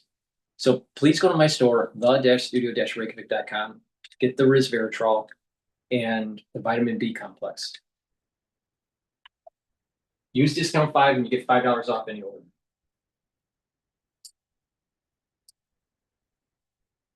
President who believes in transparency that actually cares about getting the facts, because I think once we have the facts, I don't think the American people expect us to be perfect, but they do expect progress, and it all starts with factual data. Congresswoman, the White House has been long pointing to the weakness that we're seeing in the labor market as a reason to cut rates. But the argument over at the Federal Reserve is that despite a weakening economy, which we've known for quite some time, the tariff policy coming out of the White House is ultimately muddying the waters. What do you say to that hesitation when it comes to addressing the weakness that we're seeing in the labor market? Well, I think It we're might make it actually worse. trying to address the weaknesses in the labor markets that, the Democrats have left us with in the past 4 years with the Biden administration. That's why President Trump has already brought manufacturing and investments back here to the United States. That's why President Trump has already renegotiated over 80 trade deals with different countries to make a level playing field for the American people and the American worker, because for so long we've been taken advantage of. He is trying and doing, I might add, leveling that playing field. But at what cost, Congresswoman? What are you hearing from families and constituents in your home state of Michigan that are talking about the toll, whether it's temporary or not, that some of these policies are taking, especially when it comes to manufacturing? Yes, well, different. I sit in Macomb County, which is heavily auto manufacturing. And I can share with you that people from my district, and I've been on the road with the tour, talking to people around the country, not just in my district, but they see this through the lens of job creation, American job creation. And they understand that we need to reset and level the playing field. And what I'm seeing is they're applauding that because they would rather have American jobs, like I said, and they see it through the lens of job creation long term. And they understand that there may be a little bit of short-term discomfort for massive long-term gains and less layoffs. That's what the people in my district are excited about. Congresswoman, you mentioned the president's big, beautiful bill and a bit of a rebranding. We're recalling it now the working class families tax cut bill. The president had touched on this during the cabinet meeting. Why the rebranding? Are we having trouble selling it? What's the point of changing the name of the bill that every American seems to have on the tip of their tongues? Well, I think we could call it anything. We could call it the border security bill, the energy independence bill, the tax cut bill. One of the things that I love about the tax cut bill is it is for working families. Remember, every single Democrat voted to raise the American person's taxes, every single. So if you want to say that this bill helps the rich, it doesn't. It helps the working families. And if you poll, and you've seen the data, all of the individual pieces of this bill, if you take them out, would people rather have more money in their pocket or the government's pocket? Overwhelmingly, that sells, right? But when you bundle it all together, sometimes because of the fear mongering, it gets lost. So we're trying to take the message to the street that Republicans care about keeping more money in your pocket. We don't want to raise your taxes. In fact, we voted not to raise your taxes. The Democrats voted to raise your taxes. Congresswoman, let's talk about the government shutdown that's right on our doorstep just at the end of this month. The government's running out of time to find some sort of solution. When do we see a CR hit the floor? Well, I'm hoping that we see a very short-term CR, but at the end of the day, we are committed to keeping the government open, Republicans. And whether it is we're already talking about doing a conference, which I think is great. We've already passed, I think by the end of this week, we'll have passed everything out of committee, which is great. We are doing our work. Again, we've seen this movie before, but we are committed to keeping the government open. And all options right now are on the table. And we invite all the Democrats to stop their blocking and their defensive strategies and come and work with us to help the American people. But at the end of the day, we got to tighten our belt. We got to make sure that we're giving the American people value for their dollar. So stay tuned. We're in process of working on that right now as we speak. Well, a lot of Democrats have told us on this program, Madam Chair, that they did try to work with you. They thought they had a deal, a budget bill passed, funds were allocated, and then Republicans rescinded them. There was the first rescissions package and then the pocket rescissions, and that's why they're throwing their hands up in the air. Is there something you can offer Democrats to regain some trust? And I'm pointing right now to the extension of Obamacare subsidies at the end of the year. That's what some Democratic members seem to think would bring them to the table. How do you feel about that? Yeah, so we are exploring that. We have a couple different factions, right? Medicaid and Medicare have expanded and grown so exponentially since 2019, right? With the expansion of Medicare, it's quite frankly a lot of money. And take a look at what happened in COVID, right? With all of these, the tax credits, it just blew up.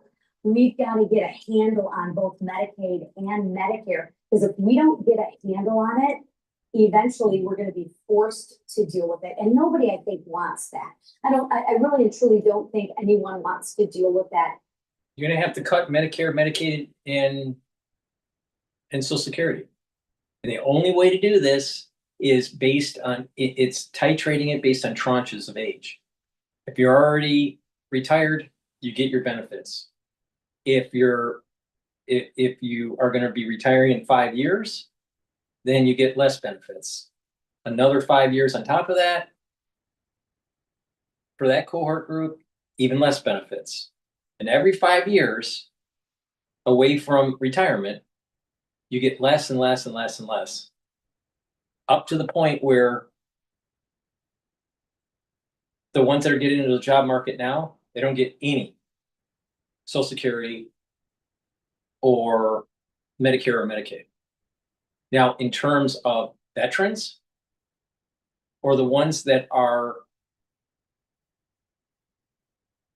physically disabled, I think they should be getting Social Security and Medicare or Medicaid. But for the average citizen, absolutely not. And it has to be a slow titration away from the benefits. And it's based on age groups. So the younger you are, the less you get, up to a certain point where you get nothing. That's the proper way to do it. That they've announced has two capabilities that appear to move the needle for the market. One, simultaneous translation. Was also interesting to see shares of Duolingo pair their gains markedly. That's Apple coming with simultaneous translation for language technology market. They also announced that the AirPods Pro, you're working out, Joe, on the treadmill, you've got your AirPod Pros in, it does heart rate sensing now. Another piece of evidence that Apple, across its full spectrum of hardware, moving into the health market or health tech market, seems to have moved the needle on the stock. And I think my colleagues in the Top Life blog are kind of saying, oh, that's interesting too. When it comes to comparing different pieces of the Apple offerings, whether it's the AirPods Pro, the latest version, versus the Apple Watch, what's the juicier launch at the moment, Ed? Yeah, it's so interesting. You know, one of the features we're waiting for with the watch, let's be honest, the mainstay is still going to be the latest generation of iPhones, but we're minutes and minutes away from that. They're talking in the reporting about the latest generation high-end watch having satellite connectivity. In the market context, that puts Apple in competition with Garmin, which many listeners on this show, viewers of this show, they may use in the extreme sports context, or they might be world explorers in the remotes of the world and they want to be connected through their high-end fitness watch.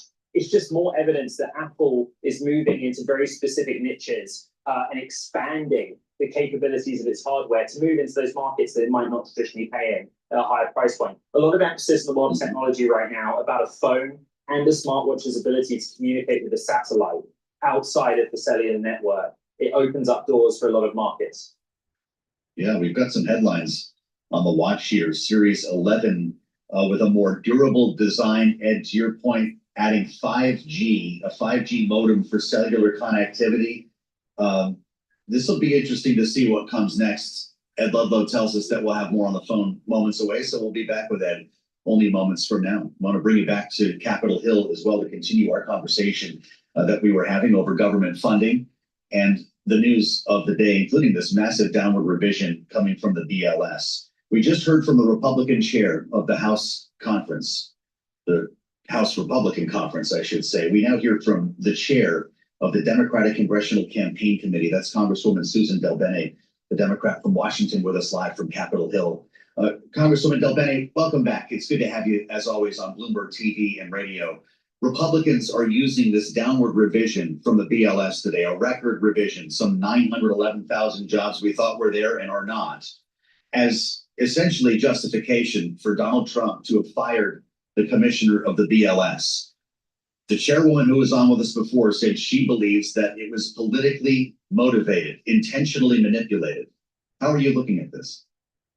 Well, I think it's been clear this administration, if they ever see information they don't like, they blame the source. I think what's happening on the ground right now is prices are going up for families across the country. The economy's struggling. The Republicans are trying to rip away health care for millions of people.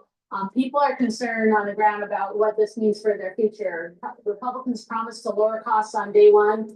They're not doing that. The American people are feeling it. That's what's important right now. The Republicans wouldn't have to fight inflation if it wasn't for the crazy Biden administration. Woman, is this a reason for the Federal Reserve to cut rates? Was Donald Trump right that this economy needs some help? First of all, that should be they should be independent and making that decision independently. That's the role of the Federal Reserve. Donald Trump has done nothing to lower costs. We've seen chaos, random tariff policies that raise costs on American families, costs of housing, food, health care, energy costs going up for families across the country. It's a broken promise from Republicans. They promised to lower costs. They've done nothing. They've only made it worse. There's a worry about funding the government beyond this month, as you well know, Congresswoman. What's going to happen here? We've talked about this a couple of times following the first rescissions package. We've had other Democrats come on the air and tell us they will not vote with Republicans, that they won't make a deal if already approved funds are being clawed back. Never mind the contents of the president's big, beautiful bill. What are you hearing from your members? Are we shutting down, or will there be a conversation? Well, let's be clear. The Republicans have the White House. They have the majorities in the Senate and in the House. This is on them. They are leading the way, and frankly, they're not leading at all. They can't agree with each other. And the one thing is, they're not listening to the American people. The American people want policies that help families across the country, that lower costs. Republicans are only interested in one thing: doing whatever Donald Trump tells them to do. So we really want to make sure we are doing the right thing. First of all, Congress controls the power of the purse. We should be supporting policies that help working families, working to lower costs. Number one thing that we can do, not even on the radar of Republicans. Well, you know what we keep hearing from folks close to the White House, Madam Chair, is that Donald Trump and Russ Vought are saying, go ahead, make my day. If you shut down the government, we keep it shut down, and we'll decide who gets paid. We'll decide which agencies stay open. We'll decide who is working for the federal government in that period of time. Is there a part of you that worries if you shut it down, you can't get it back open? Well, again, Congress has the power of the purse. Congress should be leading. What you just said really highlights that we have no leadership from Republicans. They're in the majority in the Senate. They're in the majority in the House. They should be leading independent of the executive branch. They should be leading on appropriations funding bills. But they're not, because they're incapable of doing that. They just look in the White House. We need a Congress that's going to stand up for the American people. Folks are going to fight to lower costs, fight to help working families. That's our number one goal. That's what we hear when we go and actually talk to voters when we're at home about the needs that they have. That's number one. And folks, you see it in the numbers and approval ratings, et cetera. People are angry about the path that Republicans have taken us down. Chairwoman, let's talk about another topic that I think is cascading not just in Washington, but across the country, and that is the effort of redistricting. I'm going to try to get my words right there. Does the Democratic effort to redistrict stop at California, or should we be looking? Please go to my store, the-studio-reykjavik.com, and get the vitamin D3. You're going to need this for the fall or the winter. Trust me, this vitamin D3 is going to help absorb calcium. It's a gene expression cofactor, so it's going to help with the performance of your cell. And vitamin D3 helps to get cells to go into apoptosis if they're infected. You need this for the fall and the winter season. In addition, vitamin D3 will help with bone density and your cardiovascular health. Stack it with vitamin K2. Now, what this will do is that they work together to to absorb calcium. And when you do resistance training, it's going to create bone matrix to create denser bone. In addition, D3 and K2 will help to pull some of that calcium out of plaque formation and reduce further calcium depositing around plaque. So it helps with your cardiovascular system. It's really important to get vitamin D3 from my store for the fall and the winter season. And get C60. C60 is a very potent antioxidant. You can get it in MCT coconut oil, avocado oil, or extra virgin olive oil. Take a teaspoon a day every day. I've been taking C60 since 2016 every day, teaspoon a day. What this will do is soak up free radicals. And when you're soaking up free radicals, the cells have less stress. Your mitochondria is going to perform better, they're healthier, and you're going to have more energy. So the cells are going to perform better because it has the energy source to perform better. It has less stress. And by soaking up free radicals, you're slowing down the aging process. You can also soak up free radicals in the vascular system by taking C60. And when you do that, you're reducing the concentrations of oxidized LDL. When you have less oxidized LDL, you have less plaque formation. That means that you're improving your cardiovascular health. Now, for neurons, C60 works really well because it's going to reduce the stress on the neuron, maintain the myelin sheath, help with the mitochondria in the neuron. You'll have more energy for the neuron to produce neurotransmitters and to communicate with cells. So over time, you're going to have better neuroplasticity. So please go to my store and get the C60. This will help boost up your immune system and your endocrine system. And you'll also notice many people that take C60 after about 2 to 3 months, they start having better eyesight. But better yet, when you take this every day, you're going to start noticing your body's healing and you have more vitality. And within a year, the before and after pictures, you'll notice that you physically look younger. So please go to my store, the-studio-reykjavik.com, and take the C60. It's very potent antioxidant. It's part of a holistic approach to slow down the aging process. You take the foundation pieces, which are the probiotic and the complete multivitamin, and then the 4 pillars. Max 35 or cleanse to boost up that immune system for the first pillar. The second pillar is the C60 to soak up free radicals. The third pillar is the turmeric, the ashwagandha, the lignans to boost up the immune system and help with your cardiovascular system. Bring down that inflammation. And the fourth pillar, boomer boost. Boost up the energy levels and rev up the metabolism. But you're also targeting the health of your heart, and vascular system, your brain function, your musculature. So when you do that as a package, you do that every day, you're going to really get some major benefits in slowing down the aging process and getting your body to heal. And then you can plug in other components like the vitamin B complex and the resveratrol and the omega-3s. But if you don't want to take the protocol, then you can mix and match and focus on particular systems. It's all based on what you can afford and what you want to take. But I take a very comprehensive protocol to slow down the aging process. And I've been doing this for a very long time. I'm in my 50s and I'm very healthy. So please go to my store, the-studio-reykjavik.com, get the C60. You can get it in a 2-ounce, a 4-ounce, or an 8-ounce configuration. Take a teaspoon a day every day. You can get it in the extra virgin olive oil, avocado oil, or MCT coconut oil. But it's key to take it every day. Teaspoon a day, preferably on an empty stomach. Please go to my store, the-studio-reykjavik.com. The link is in the description of this video and all my videos. Also, I have a new channel, which is a Substack channel. Please subscribe to that and help support the work that I do by getting the great products that I offer. And you can also donate on my website, the-studio-reykjavik.com. You can donate through Stripe, PayPal, or Buy Me a Coffee.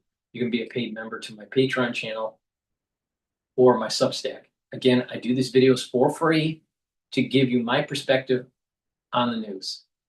Sometimes it's entertaining, sometimes it's pretty serious stuff, but I think what I have to say is important. So please go to my store, the-studio-reykjavik.com. Be prepared for the fall and the winter. Thank you for listening and have a nice day.